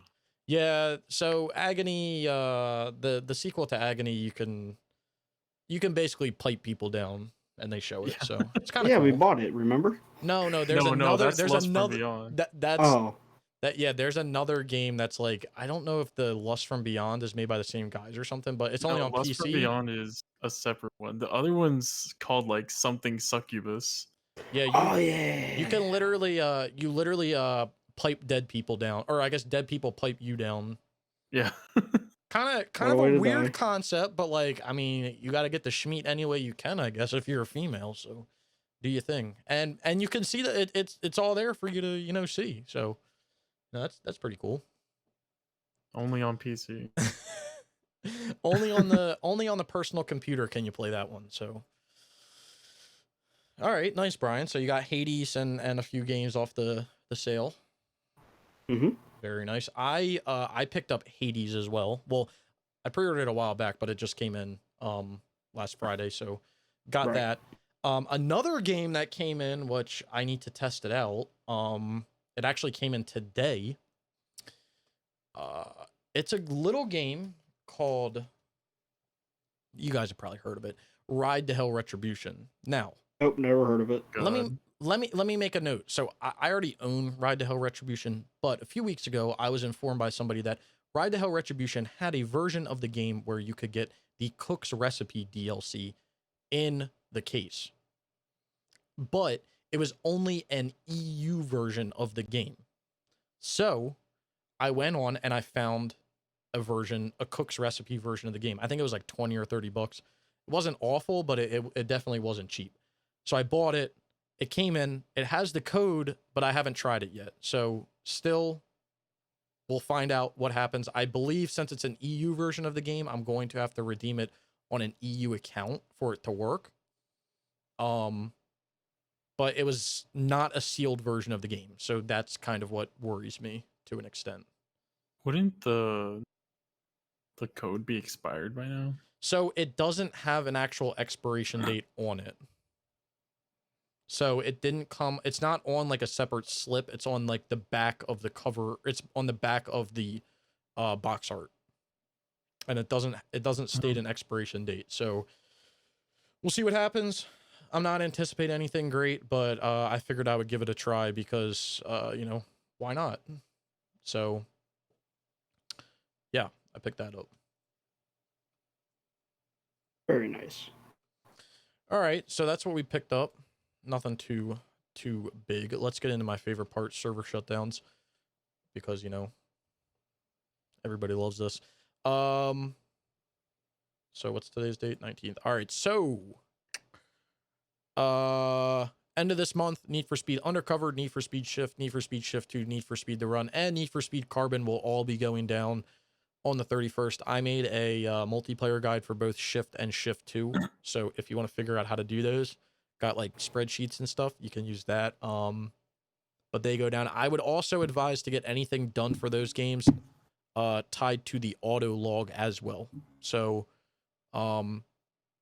any sort of levels, recommendations through auto log. The thing with Shift 2 that's a little worrying is that you actually check your progress, your profile progress through the auto log. So yeah, that's a little troubling if you're wanting to do Shift 2. But yeah, those go down. September 15th, FIFA 15 is going down. September 16th, Max Payne 3 is going down. Also, September 16th, you won't be able to use microtransactions in GTA 5, so no more shark cards on the PS3. September 30th, PES 2020 is going down. December 16th, GTA 5 on the PS3 is going down. And then February 22nd, One Punch Man, A Hero Nobody Knows is going down, but there's no online trophies apparently. So, yeah. I think that's all I got. Nothing new. Same old, same old. We need some more games to shut down. Nah, we don't need to do that. We don't need to do that. Are you sure, Snickle? I'm sure. I'm really sure. I always say that the server shutdowns are a blessing in disguise because it gives you something to do, but when you have to do like it's not a blessing when they're all in the same 3 months. Yeah, when they're all in the same, like when they're all within like a majority of them are within like 2 weeks of each other. Yeah, that's not a fucking blessing in disguise. But yeah, I mean, Need for Speed, I've made good progress, so I'm hoping to be done soon. But and Max Payne 3, we're doing good, and I'm not worried about GTA 5. So I won't be worried about GTA 5 unless I get to December and I haven't done a damn thing. Then I'll be a little worried, but I'm not worried. All right. With that being said, that's our intro. Good old. I feel like it gets longer every goddamn week. But yeah, we rambled for a little bit. My bad. Let's get into, as we like to say around here, the meat and potatoes of this podcast, which is going to be our topics. We've got a few topics to talk about this week, along with some user submitted topics. So anyway, let's get started. I don't know if you want to take this one away, Brian. Hell yeah. All right, cool. I think Waze will appreciate this one as much as me. The creative director of Supergiant Games, Hades, dubs the PS5 exclusive Returnal by Housemarque one of his favorite games of the year. What I gotta say about this, I played both Hades and Returnal, and they're both great. I don't understand this need by people to like pit the like games against each other. Right. It's just like, why can't both games just be good? Right. Well, because that was like one thing that I saw like over on Twitter when I saw that thing happen. Mm-hmm. It's just like, both games are good, my guy. Oh yeah. Like somebody was talking about, oh, Returnal you could save and all this. Okay, Returnal you can't. Well, it's its own thing. So what?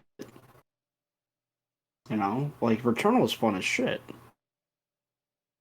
Like, yeah, I know you've had problems with the game. I need to go back to Returnal, but I still enjoyed everything I did so far in the game. And then Hades, I'm really enjoying that too. I feel Returnal, I feel like I have to really concentrate, you know?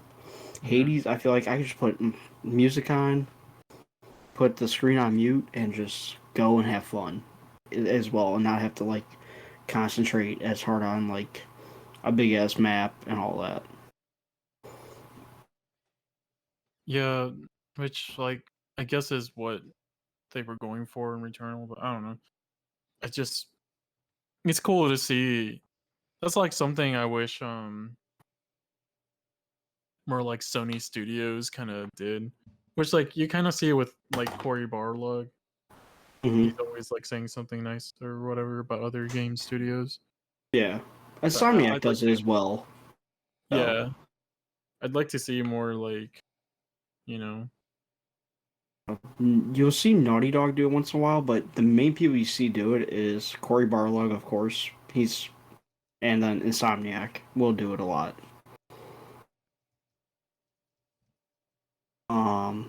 Even fucking Xbox will give congrats to Sony and like Insomniac when Ratchet and Clank came out, you know? Yeah. So that was kind of cool I thought that was cool of Microsoft to do that. But still, people need to you don't need stop to pitting like exactly. They're both fun games in their own right. Yeah. It's like it's just cool, my guys. Like Like, We're just having fun. right.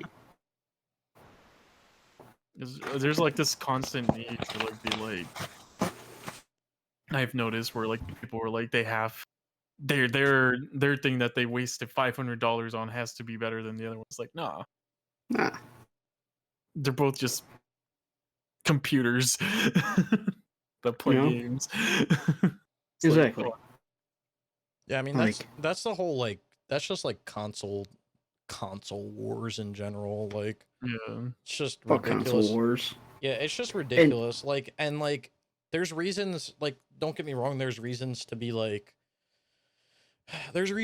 jealous of like other consoles if in regards to like if they have exclusives and stuff. But like I don't think like I hate people that like will like sit there and try to shit on you because you play on PlayStation, you know what I mean? Or vice versa.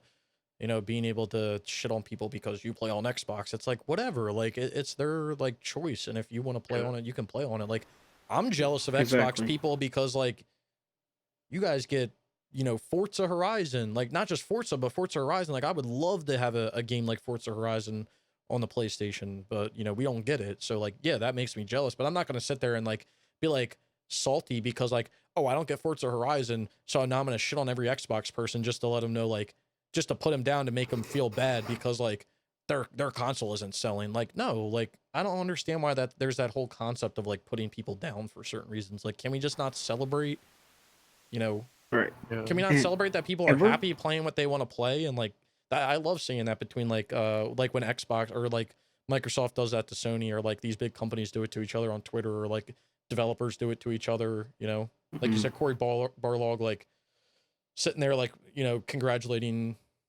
people on launches of games and stuff. Like, I think that that's great rather than, you know, constantly shitting on people. I don't get why people have to, I get why people put people down to make themselves feel better, but like there's other ways to make yourself feel better.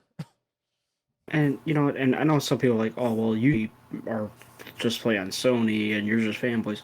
Hey, we shit on Sony for 3 weeks with the PS3, so I don't want to hear that. Bro, listen, I'm gonna be honest with you.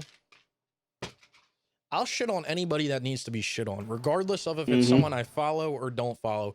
It can be Lord Jesus Christ himself. You know, if he does something crazy, he's gonna get shit on, like regardless. Like, and that's just that's how it is. Like, it doesn't matter who it is. You know, it doesn't matter if, you know, we play on PlayStation and we earn trophies and shit. Like I'll shit on it, whoever I need to shit on if I don't agree with what they're doing. Yeah, So, like I mean, we shit on Sony during the whole like Sony Japan studio shit. Oh yeah. And like I will commend Microsoft. I will always commend Microsoft on their support of keeping old games up, because like that's what I like to do. I like to play old unique games, and I was going through a few of my videos last night and I was reading comments of people saying like, oh, you know, you always find these unique PS3 games, and I was like, yeah, that's what I like to do. Like I like to go away from like the mainstream stuff, and it sucks like when you find a game and the multiplayer's down or something like that and you can't do it anymore, or just, you know, stupid shit like that. But then on the Xbox, that shit's up and running, and like, yeah, that makes me jealous. Like that definitely does. But you know, Yeah. While Sony's like over here like Sony's erasing everything. yeah, Sony's over here like, oh, we're just gonna delete every fucking game on our store because we want to shut it down, or like whatever. Like we can't support this server that has, you know, 5 people playing on it a day because we can't figure out how to consolidate servers, you know, multiple servers into one server because we don't know what the hell we're doing because the infrastructure of the PS3 is trash. Like it is what it is. But Yeah. I actually saw Returnal was on sale this week, I Oh, think. was it? Yeah, I think on Amazon it was on sale for $40, which I was debating picking it up because I was like, that's kind of nice. But I feel like if it's going on sale, you know, it could go. Oh, it's 50. Sorry, it's $50. So, I mean, not bad. Not at all. Was Hades 30 when it came out? Yeah. Okay, I just wanted to make sure I didn't get gypped. No, it was that. Don't worry. I know a little bit off topic. You know what game I looked up today because I was kind of intrigued that skyrocketed in price? What? The OG physical release of Fortnite. Really? Yep. always forget that game had a physical release. Yeah, so it has other releases that are digital. They physically give you a copy of the game, but it's like a code. But the physical disc version of Fortnite, the original one on PS4, is like $150. It's kind of crazy. But okay, sorry, off topic there. What's some other games that have gone up in price, Nicole? I don't know. That was the only one that I kind of looked into because I was listening to something and I was like, oh, Fortnite. Like I should look at like what that platinum makes you do because it's like really grindy. It's not bad. It's just grindy. Like it doesn't make you do anything crazy. You don't play the battle royale. It's just like it's like the single player, which like to me I think would be kind of cool. But then when I went and looked up the physical price of it, I was like, oh yeah, that's not fucking cool. So wasn't it free the normal version? I don't know, and I don't know if you buy the digital version if you can even play if you buy the one that's the one that you can buy on Amazon right now is called Fortnite The Last Laugh Bundle. I don't even know if that contains the single player. I feel like it's just there because it's just like because it started off as like the zombie horde game, right? And then it turned into what it is, battle royale. Yeah. So I think it's just there. I don't think you need to buy it. I don't know. Another interesting thing, I didn't know that Fortnite is published by Warner Brothers. Yes. It's probably just that version, since because that's the Joker version, right? Well, I'm looking at all of the Fortnite versions on Amazon. They're all sold by Warner Brothers. So, developed by Epic Games, the original. But is it published by Fortnite or yes, by WB it's published Games? By Epic Games. Why developer and publisher is Epic Games? Why is WB Games? Is it the Joker? Are they the supplier? No, it's not. It's not even for ones. Oh wait, is this a Mortal Kombat one? Like what the fuck is this? Darkfire bundle. I don't even know what the hell that means. PS5 version, Epic Games. Okay. Even like the deep freeze bundle is sold by Warner Brothers. Batman. No. Isn't that one with Mr. Freeze or whatever? I don't think so. It's just some character that has a weird ass pickaxe. I don't think so. Frostbite outfit, cold front glider, chill axe pickaxe, and freezing point back bling.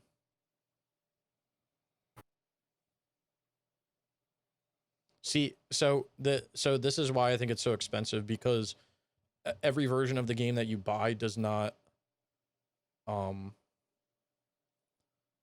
include the other version, because this one specifically says the deep freeze bundle includes install a free Fortnite Battle Royale game, does not include Save the World map. So I think the Save the World map is a single player. Okay. So I think the only way to play the single player is to buy that version of the game that's like $150.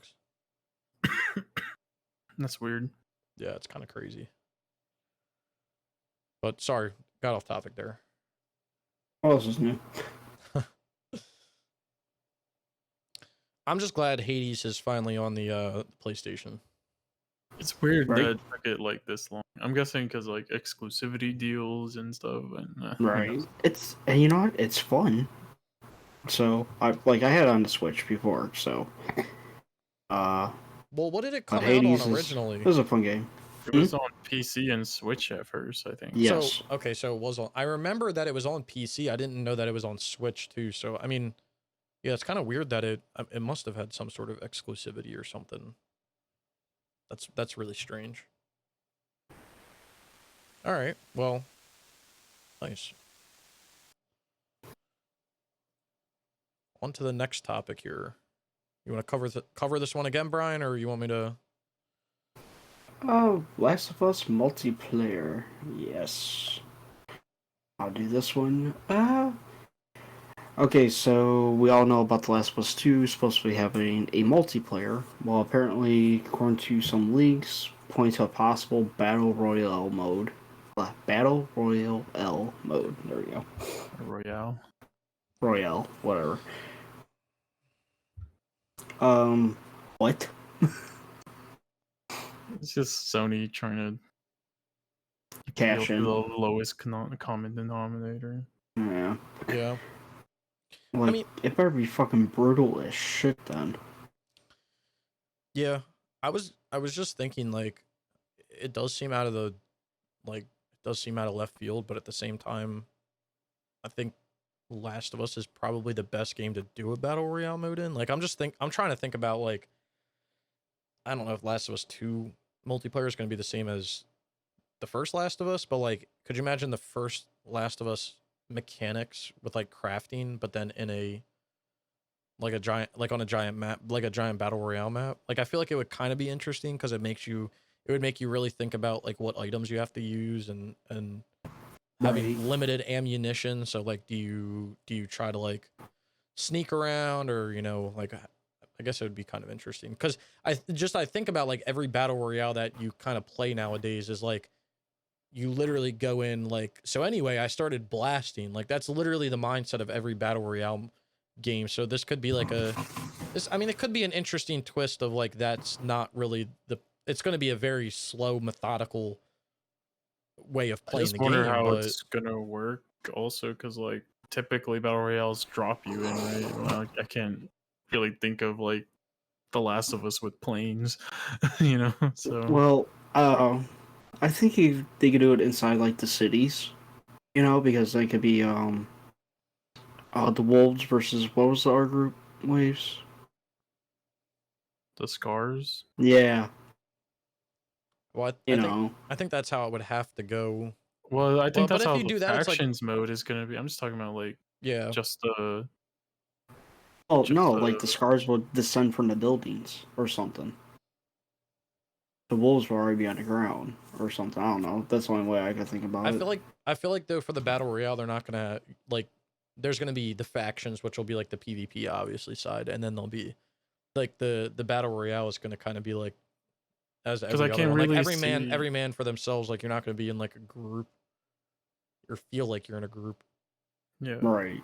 So yeah, it's like what Wave says. Like, are there gonna be 16 players on the map or whatever, and there's gonna be 16 different set spawn spots every single time, and you just have to get lucky with which one you spawn into. Because like you said, Waves, every battle royale you drop in, so you have the ability to kind of pick where you want to start and work from. Right. So yeah, I don't know. Maybe it'll be like a helicopter. I don't know. I don't know how that's gonna work, but I'm more I do. curious to see how they'll do it. I don't think I'll play it. I also don't think it'll have trophies, just No. because every battle royale game doesn't have trophies. So No, I don't think it will either. And this is not confirmed either, so take it with a grain of salt. We should add. Yeah. So I mean, I will say I think battle royale is an interesting concept with The Last of Us and the way that the game plays, where you have limited materials and everything. So and it will be a very. I just feel like it will be a very slow and methodical way of playing a battle royale mode, because you're not really going to be running around. You're going to be kind of sneaking, because that's the whole point of the game. So I don't know. It's interesting. Everyone's hopping on the battle royale train. yeah, until it dies. Yeah, till it dies. But guess what? Fortnite's hopping on the Among no Us. Oh Yeah. yeah. The Among Us train. They're making What was it, they're like making a game called Imposter? I think it's called Imposter. So that's pretty cool. So yeah, You know what that reminds me of? what? they like straight up stole like the map layout and everything. It just reminds me of that meme. Hey, let me copy your homework. All right, just make it your own. And they literally copy it word for word, and then they put their name on the top. Yeah. Yeah, it's crazy. I mean, again, cool concept. I think it's nice to. I think it's nice for other companies to, I think it's okay for other companies to use like the idea of like what Among Us is, but yeah, copying it word for word is a little ridiculous. because like all the battle royales, they all build off of each other. They're just variations in a way. So I mean, and there's not really any other game like Among Us. So it would be interesting to see that play out in a different game. So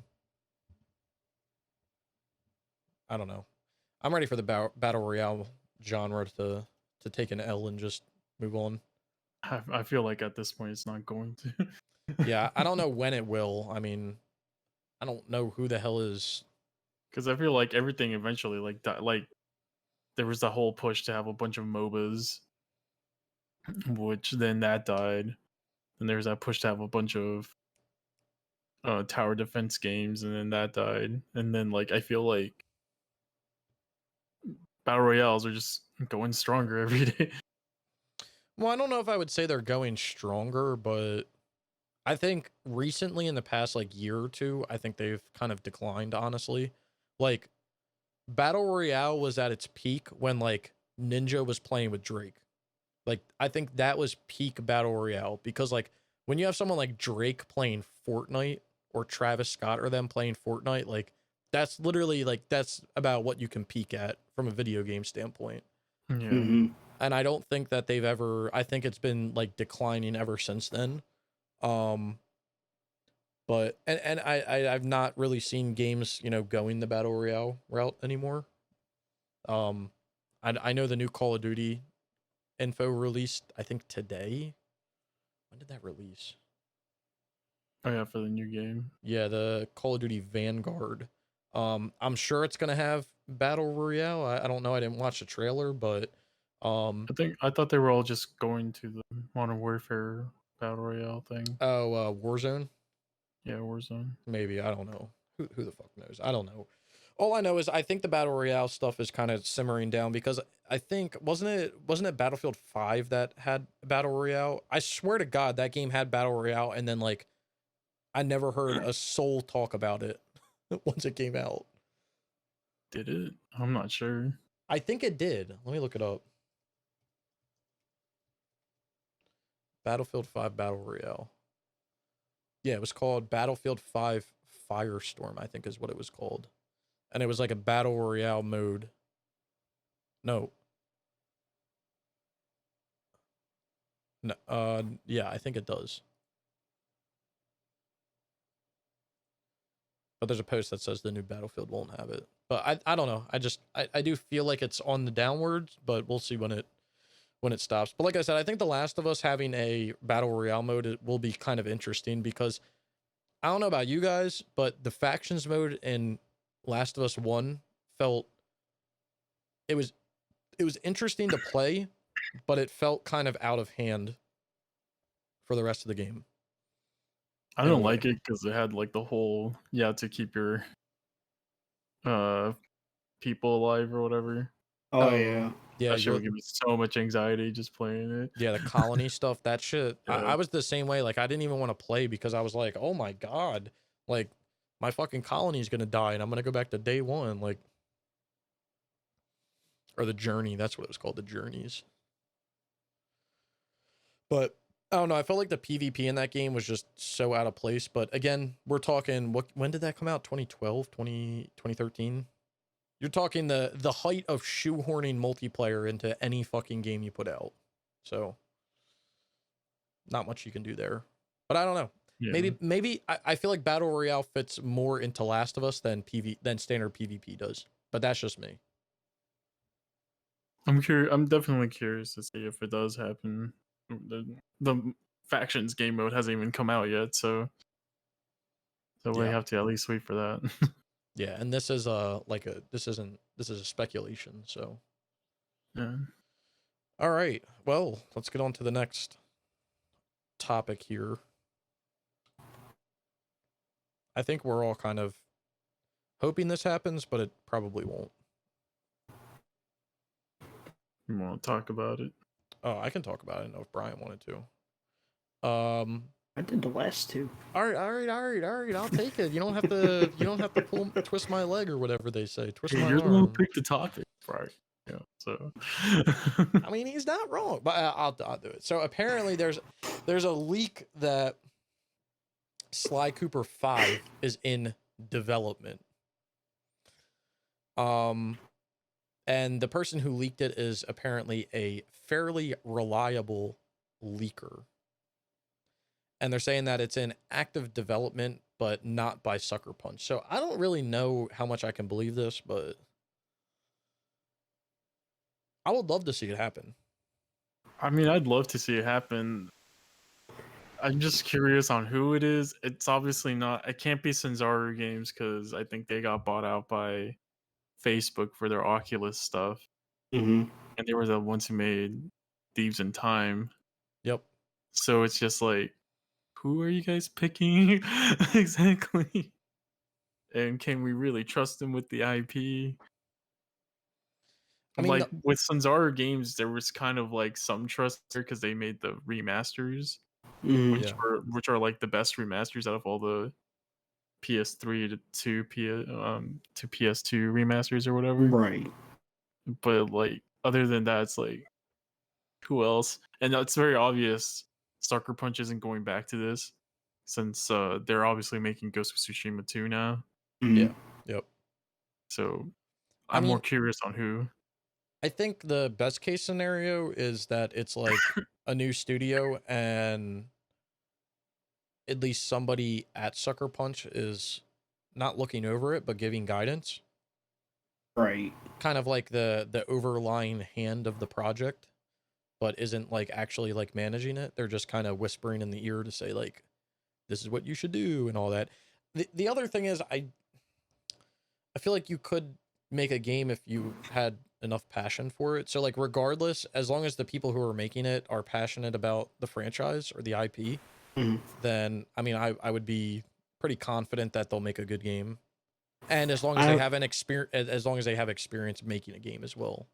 I'll be really happy if we at least get the voice actor for the original Sly, Mm-hmm. and to keep it cartoony looking.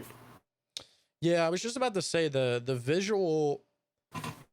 I would like the visuals to be enhanced, but I don't want it to be like a Sonic the Hedgehog movie release where you have someone who is cartoony now. I wouldn't mind like Hyper Biomutant realistic. kind of level, because Biomutant was good looking. So I mean, Yeah. I think just find like a more like a better version of it, like of the Thieves in Time one. Like, just maybe give it like more fur or make it like cell shaded or something. okay. Yeah, like not like don't go for like realism, but Yeah. like Mhm. give it better shading or something. Or like you Right. said, more fur, like textures and stuff. I would love to see like, I don't know. There's a lot of things I'd like to see, but I really hope that this is a thing. Sly Cooper is like one of my favorite IPs, I would have to say. So Mhm. kind Like, of makes me I'd sad love that it's to been see- neglected for so long. how about the people that made was it Vicarious Visions that did Crash remake? They got killed. Oh yeah, that's right. Who'd they get killed by? Activision. Yep. Well, they didn't get killed, but they got merged into Activision Blizzard. I mean, to Blizzard. Yeah. They're working on the the Diablo 2 remake. That's right. You're right. I don't know. I mean, at this point, I think I don't really give a shit who makes it. I mean, I don't want Well, them to because, like- I don't want them to shit on the game, right? Like I don't want them to ruin the Yeah. IP, but at this point, I think, I don't really think you can mess up the game from a narrative standpoint. There's a lot of ways that you can go with it, with introducing new characters, bringing old characters back, everything. Like, as long as you keep the structure of the game the same, it doesn't matter where you go narratively. Because I'm not saying that these games weren't narratively driven before, but I wouldn't say that that was necessarily the highest point of the game. The game was more there for gameplay. I would say like hand in hand with narrative, but like kids were playing the game. Let's be honest, it's like Ratchet and Clank, right? As long as the game's fun to play, like the narrative can be like whatever it is, and that's with a lot of games. But I would just love to see the IP come back because I feel like I said, I feel like it's been something that's been neglected for so long, and it was literally like one of if not like the franchise or IP that helped give like the PlayStation 2 a face. Yeah. One of the biggest Agreed. ones. And I hope like if this does well, that means like Sony will bring back other stuff. Mm-hmm. Yeah. Like, where's my Legend of Dragoon, Sony? Well, actually, there was a few. I think. Fuck, man, I don't remember the other one, but I remember last week seeing something about. Oh, Twisted Metal. Yes, there was a leak of there being a new Twisted Metal. Mm-hmm. I don't know if it was going to be like a remake, a reboot. I would assume it would be a reboot, right? But I don't know if they were going to reboot it, if they were going to build off of Twisted Metal on the PS3. I don't know what they were going to do, but I heard something about that coming back up. So Like a remake of like Twisted Metal Black would be cool. Yeah. That's what the rumor is. Okay. What, for Twisted Metal? Yep, Twisted Metal Black, a remake. Oh yeah, see that would be cool. I just feel like there's so many I can't, like I could name them, but I don't want to go off. But like there's just so many franchises that Sony could dabble with a little bit. I'm not saying they need to drop like bans to try to make a whole new game, but like I feel like when you have the characters developed and you have the structure of a game developed and all you have to do is make the game in a new engine and add a little bit of narrative, like you have to do the minimal amount of work possible to make a game that could be something. Like you're not starting from scratch. Like you're already on like step 3. Like so The only thing I've heard about that Twisted Metal one is who was that? What was that game? It was like the first PS5 PS Plus game. Destruction All Stars. Yeah, that they were making it. I mean, that would be interesting. I when I get around to playing my PS5, I do want to play Destruction All Stars because it, even though people were saying it, like it's not, it does give a Twisted Metal vibe, but it's its own game because you're kind of Twisted Metal. You were always in a car. Like yeah, your car had like rockets and special abilities and stuff, but like you were always in a car. Destruction All Stars kind of like more character based. I mean, it's character and car based, but it's more based off your character than your car. So, Yeah. but I I don't mean, I'm curious to just see Sony bring back more of their old Something. IPs just in general. Like, stop giving us sad dad simulators, please. Yeah, that's the truth. That's the damn truth. I would, you know what I would honestly love to see? I would love to see them. I would love to see either a new Infamous game or I would love to see like a remake of the first one. You know what game I am getting? What's that? I'm getting a new South Park game, so That's true. That is true. That is true. I just feel like I just hope Infamous is another franchise that I feel like has been neglected since the beginning of the PS4. Like, oh yeah, literally, Infamous Second Son and Infamous First Light did nothing wrong, and it just No. got pushed to the side. It's not even like they came out and they sold like shit or they were bad games. Like Infamous First Light, even though it was a PS Plus game, Infamous First Light has 460,000 game owners on PSNP. Infamous Second Son has 735,000 game owners on PSNP. Infamous 1 has 890 and Infamous 2 has 550. Like, you're talking about a franchise that has a minimum of 500,000 game owners, and that's through PSNP. That's not overall. Like, and you just neglected it.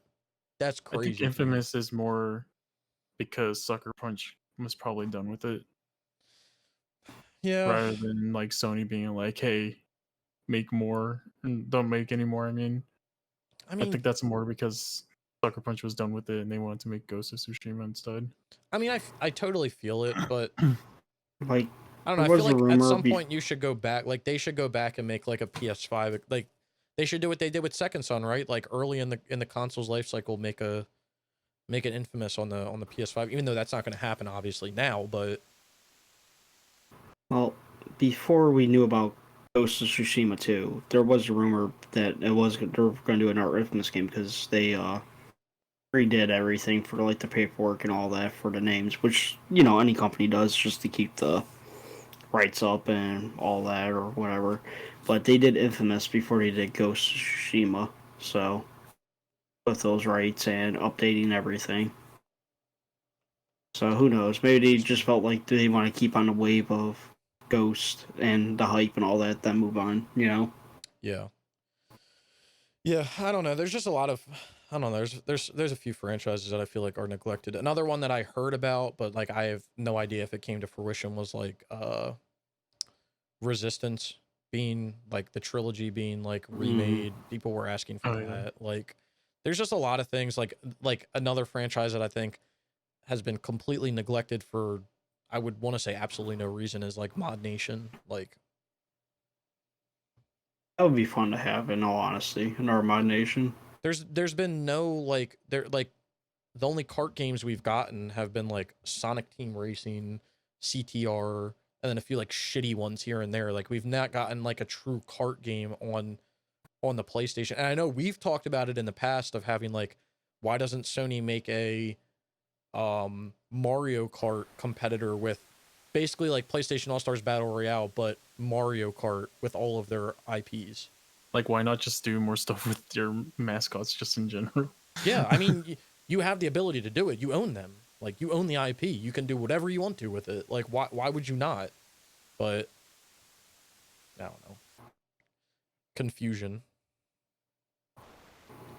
Anyway, I don't want to harp on that for too long.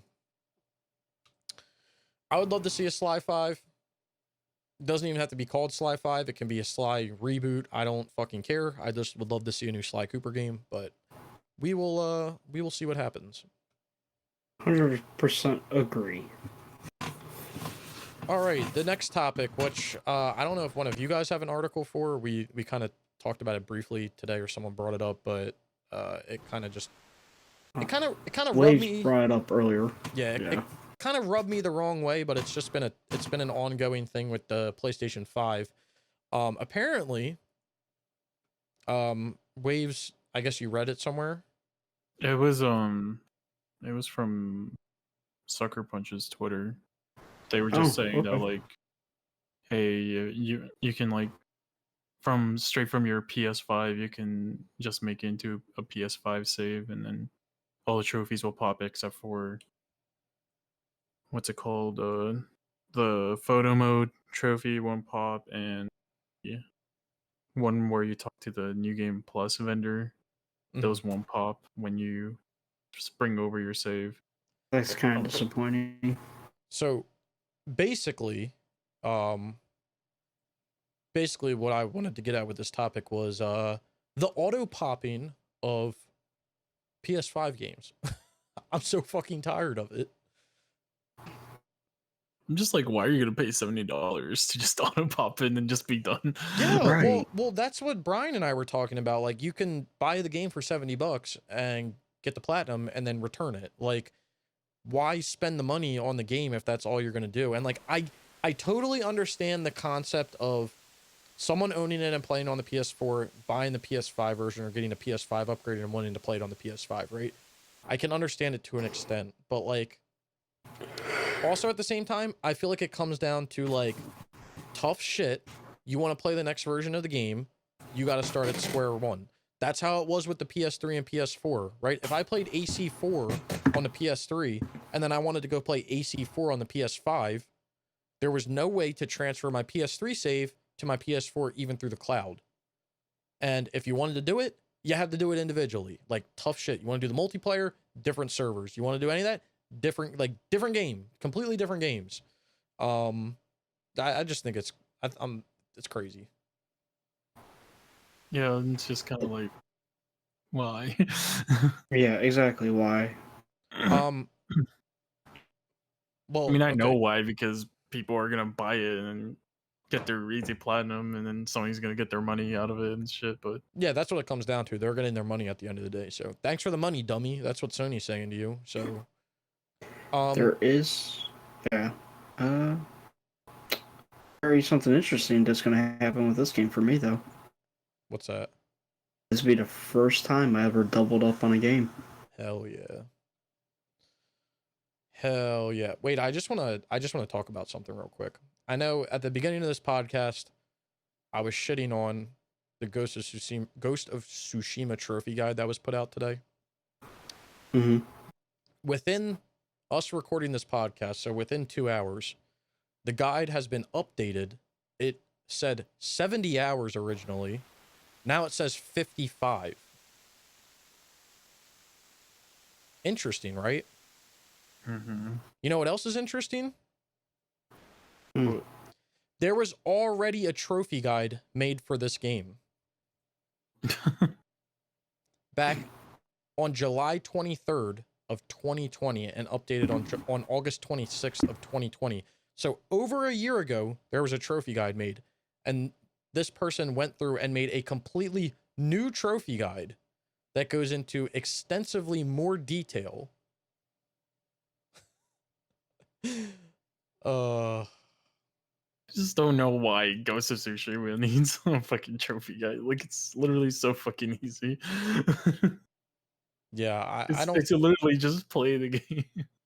Yeah, I truly don't get it. And like, here, look at this.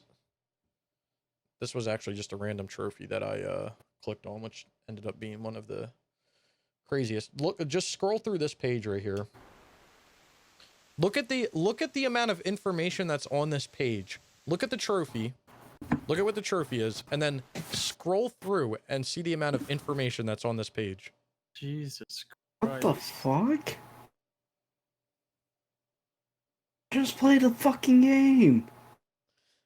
For context, everybody, we are looking at the trophy Master Liberator, which is to liberate the entirety of Tsushima Island. As anybody as anybody with a competent brain would understand, once you learn how to liberate in the game, you'll know how to do it, and you just do it for the whole map. There is I don't know, an 56 hour, enemy camps there's an hour worth of reading on this page alone. And walkthroughs of videos, and I can guarantee you these walkthroughs, yep, they're made by the guy who wrote the guide. So yeah. The amount of time that this guy put into this guide, like, more power to him, right? Cool, good job. The amount of time he put into this guide is equivalent to the amount of time he played the game. And I bet he auto pops it. And I cannot, as someone who makes trophy guides and everything, that is ridiculous. That is absolutely ridiculous. Jesus. Well, iBook says he auto pops it and doesn't follow his own guide. I'm just sorry. I just got off topic because, like, I got my panties in a bunch because of the guide, and then I realized as I was looking here that the hours were updated and that there was already a trophy guide written along with DLC trophy guides for the Legends mode and the New Game Plus. So yeah, and he spent time making the Mind, Body, and Spirit guide, which, again, like, why? Just the amount of information is overwhelming. It is overwhelming. There's more. You're better off playing the game to learn this information than reading this guide. Oh Lord. But anyway, yeah. Can you call Cthulhu Saves Christmas? Huh. Yeah. Anyway, again, off topic. I'm sorry. Ghost of Tsushima, along with every other PS5 game that originally was on the PS4, will be able to be auto popped. So cool. Yeah, at this point, like, don't even be surprised. Yeah, I mean, I think it's just going to be a norm when it comes down to it, but I don't know. It was already something that people were doing because of people were doing it on sound shapes and stuff. But so that DLC that's coming out, is that going to be on the PS4 as well? Yeah. Yes. Yeah. Okay, so we're gonna have to. Oh, so we got some more ghosts to do on the PS4. Okay. Yeah, and apparently there's supposed to be I don't know if it's been confirmed, but there's supposed to be additional raid and stuff added. So, which I don't Oh know shit, we going back to the Ray boys? I don't know if Waves, that's I'm buying you tequila. I don't know if that's getting trophies or not though. So Waves, I'm buying you tequila. yeah, we'll see if it gets. I mean, I'm sure it will get trophies, but what is it? Iki Island is definitely gonna get trophies on the PS4. So, Get Captain on the phone. We need our fourth. hey, he's a PC gamer now. So, Oh. Oh, we'll find really? a fourth. We can do it with 3. yeah, we can find somebody. We'll find somebody. But yeah, that whole concept of auto popping pisses me off. I think it pisses us all off just because this is why. And again, whatever, people can do what they want. You know, it is what it is. We get mad because people earn easy platinums, but it makes them feel good. But then we're out here shitting on people for doing it. Like, it is what it is. I think for me, and you guys would probably agree, it's just, it degrades the value of a platinum trophy. Mm-hmm. And it just doesn't make getting a platinum feel as special as it is. Oh no, not at all. That's what when I can load a game up and get a platinum in 2 seconds, like what's gonna change the feeling when I play through New York Minute Hardcore on Max Payne 3 and get the platinum done? It's gonna give me the same feeling, right? It's the same trophy at the end of the day. It's just they're both platinums, so it's just it degrades the feeling, it degrades the value of getting a platinum, and I just don't know why people why are you doing it just for the numbers? It doesn't matter at the end of the day. But whatever. Yeah. All right, last topic of the day. User submitted comment. If you guys want to submit any topics for us to discuss, you can either leave them in the comments below this video, or you can tweet at us on Twitter. You can tweet at either one of us, or you can tweet. What would be more useful is following first, and then tweeting at the Rogue Hunters Twitter. Or you can join the Discord server, I guess. One of the 20 options that you have to get in touch with us. But we have a topic from JGM who says, what are your guys' thoughts on the Intellivision, I guess that's Amico and Panic Playdate?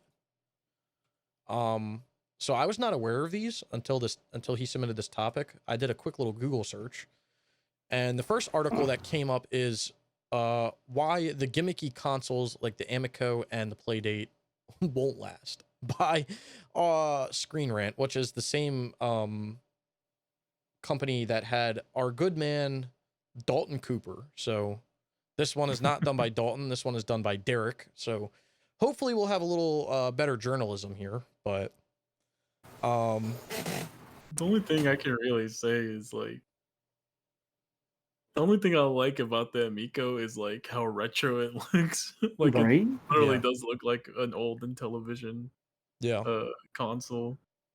The Playdate, I don't even know what that is. The Playdate looks like those bootleg fucking Game Boys you used to get. Yeah, you know what it looks like? It looks like Soldier Boy's Game Boy that he tried to release. I think there is something to be said with maybe simplifying controllers for consoles in the future or something. Mm-hmm. Just because that's something that what's his name said? Sean Layden said on that article we talked about a few weeks ago. Mm-hmm. The controllers now for a newcomer can be very what's the word? Overwhelming. Yeah. Confusing. Which I guess these are supposed. I mean, other than I guess not the Playdate, but the Amico, I guess is supposed to. It's got minimize that. So the Amico controller includes every modern controller gimmick, like built-in speakers, touchscreen, haptic feedback, and motion controls, among others. They're saying that it's a return to simple, family-oriented couch gaming as a primary goal of the Amico. I like that. And that the Amico games will feature no bad language, graphic violence, blood, or sexual content. Oh, where's the fun in that? So from what I'm getting, the Amico seems like it's trying to kind of aim for more of a family inclusive setting, which I think is good. This reminds me a lot of like the Nintendo, those plug and play things. Yeah, the plug and play things, but like a console it reminds me of is like the Nintendo Wii, because I don't know if you guys had the Wii, but your grandma had one. I was just about to say that. Like even like people's grandparents had them, because like it was a console that people didn't even like. I don't even think they thought of it as a console, but like literally anybody could play like the Wii Sports games and have fun. Whereas like there's nothing like that with modern consoles, because everything is too complicated and we have to make this RPG that has in-depth mechanics, and there's no like games don't really come out that are quote unquote family friendly anymore, right? Like you can't pick this up and I can't play this game with my dad or anything, you know? So yeah, I think it's kind of cool. The play date, I'm gonna be honest with you, handheld consoles, handheld video games as a whole, they're done. Like for the time being, they're done, and the main reason behind that is, unless your name's Nintendo. yeah, the main reason behind that is smartphones. That's what it comes down to. There's no reason, even like when you had something like the Vita that had exclusive games, it still wasn't enough to warrant even like a second one. And I'm not gonna lie, the PSP, I thought the PSP did pretty well when it came out, but like handheld gaming was like a thing that like people were all about. Even like I remember playing the original Game Boy and Game Boy Advance and stuff, the Game Boy Color, Game Boy Advance. Well, because back then, like there was no like do a lot. yeah, there was no smartphones, right? That was the only way to play a mobile game, was you had to buy a console like that, or a device like that. But now with like mobile phones and smartphones and everything being able to, they're literally computers in your pocket. I mean, there's no reason for anyone to buy a mobile console anymore. And like even like the Switch, to an extent, I don't really deem it it's not exclusively like a handheld console, which is why I think the Switch is why the Switch will always do so well. Because there are people that buy it and never play it handheld. They just play it on their TV. But you have the option to take it on the go if you want to. A lot of these are just like, well, you can only play it on the go. Like I can't hook my Game Boy Color up to my TV. Maybe there was a way to back in the day with cables and everything, but like nowadays you can't do. And maybe the Playdate will allow you to do that. I don't know. The other thing that kind of gets me with I think the Playdate talked about it more, was that it was going towards retro games in a way. The Playdate is definitely much more of a collector's item. Yeah, I would agree with that. The Amico. So it's saying that the Playdate is it's going to include Bluetooth, Wi-Fi, and an accelerometer, and it's a black and white screen. So I think it's very simple, but I mean, I don't know. For me, like handheld gaming is just a thing. It's almost a thing of the past at this point, and I don't think it'll ever be something, unless you make something like the Switch where you give people the ability to hook it up to a TV or something. I don't think mobile gaming is ever going to be a thing that comes back because of smartphones.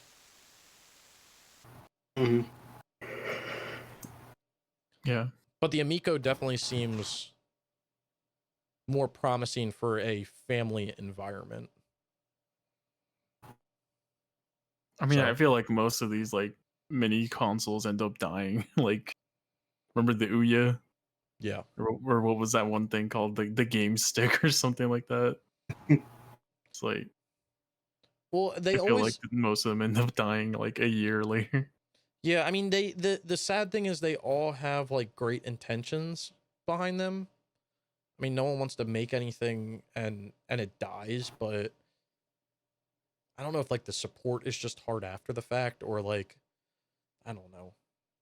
I don't know why things die so quickly sometimes, because like they do seem like good ideas, but I'm more curious about the Amico than anything else, honestly, because like you said, there is gaming, like for the longest time was like that family, that thing you did together as a family or whatever, or like you play Pong or whatever.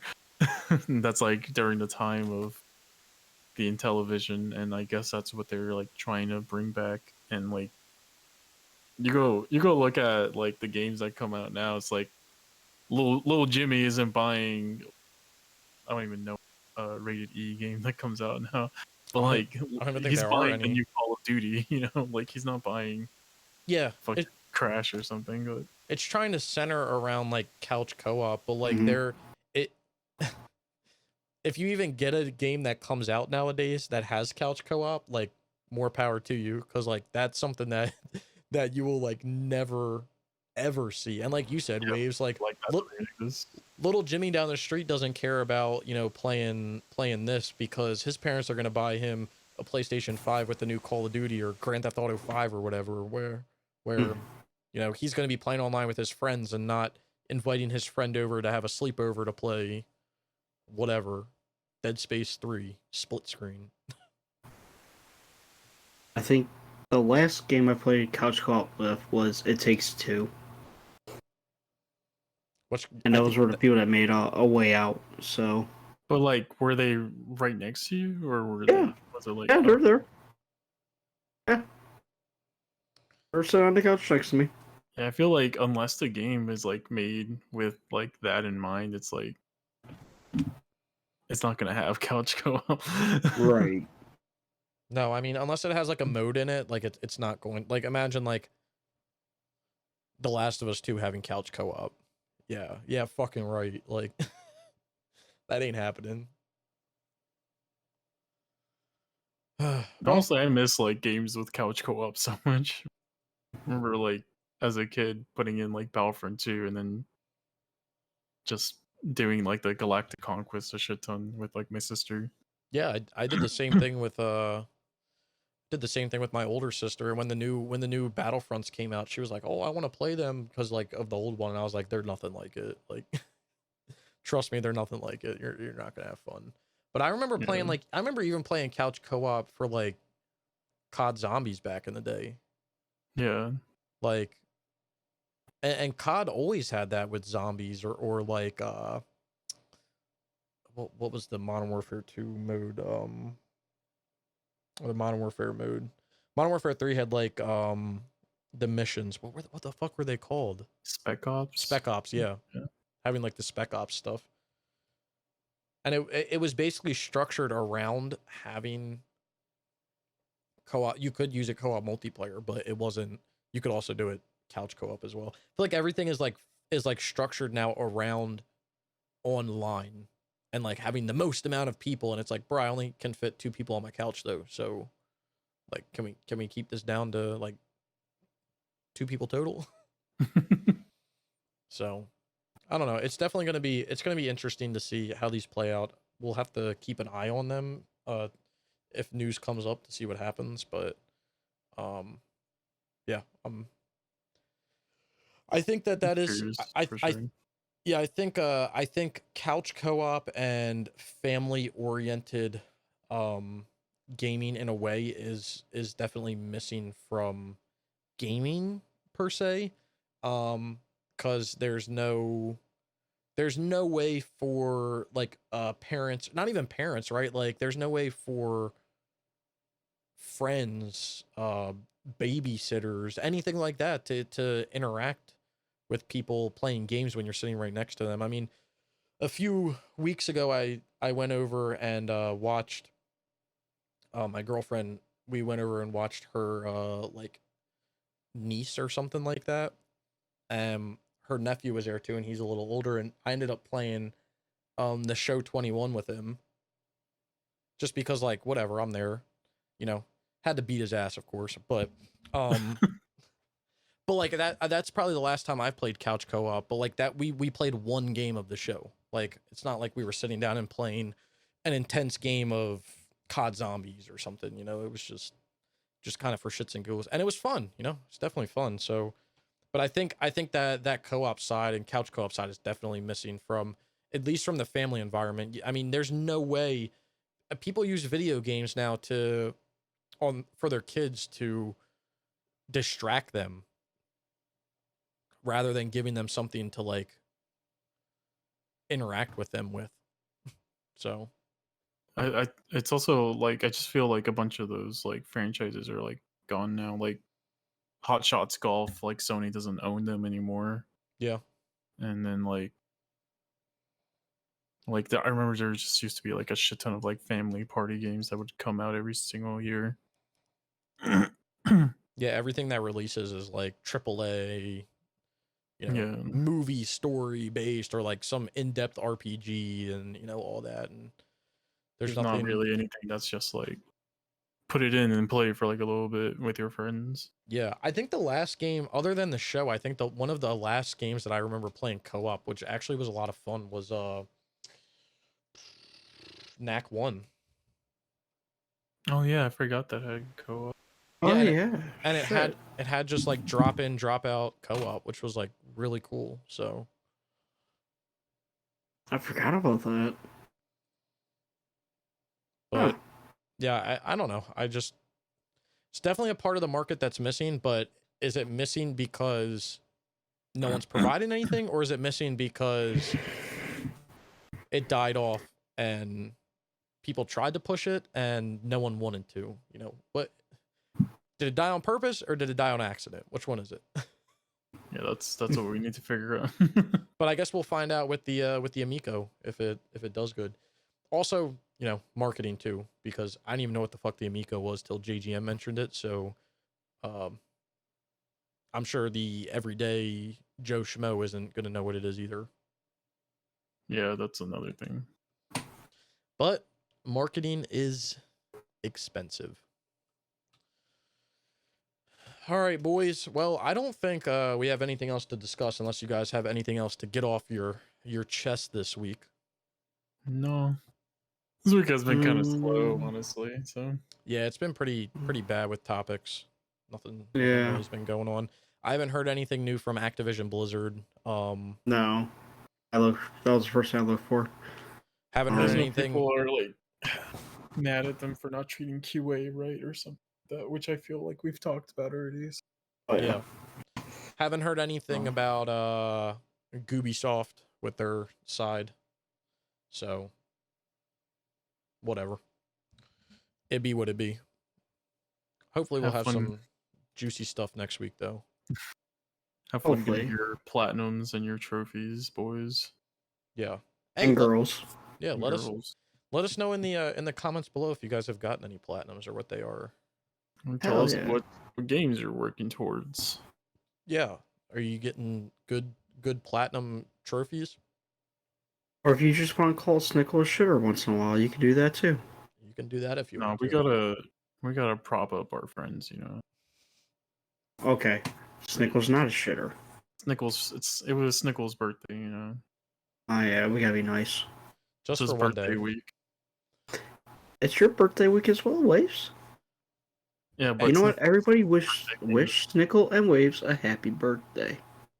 It'll probably be Wave's birthday by the time this goes up, so. Yeah. Yeah. Hey, look. I'm a shitter 364 days of the year. I guess my birthday, I'm not. Nah, you're a good friend. I'm a shitter 366 days a year. I feel it. You're a good friend too, actually. So Waves makes up the day that I miss, so it equals out to I'm just an 365. Asshole, so hey, appreciate it, Brian. But talking about being a shitter, I gotta use the shitter. So I'll catch y'all next week. I also gotta use a shitter. Well, I guess they're gonna go take a shit. I'm gonna end this podcast. Thank you all. Subscribe, comment, and leave a like. And we'll see you around sometime soon.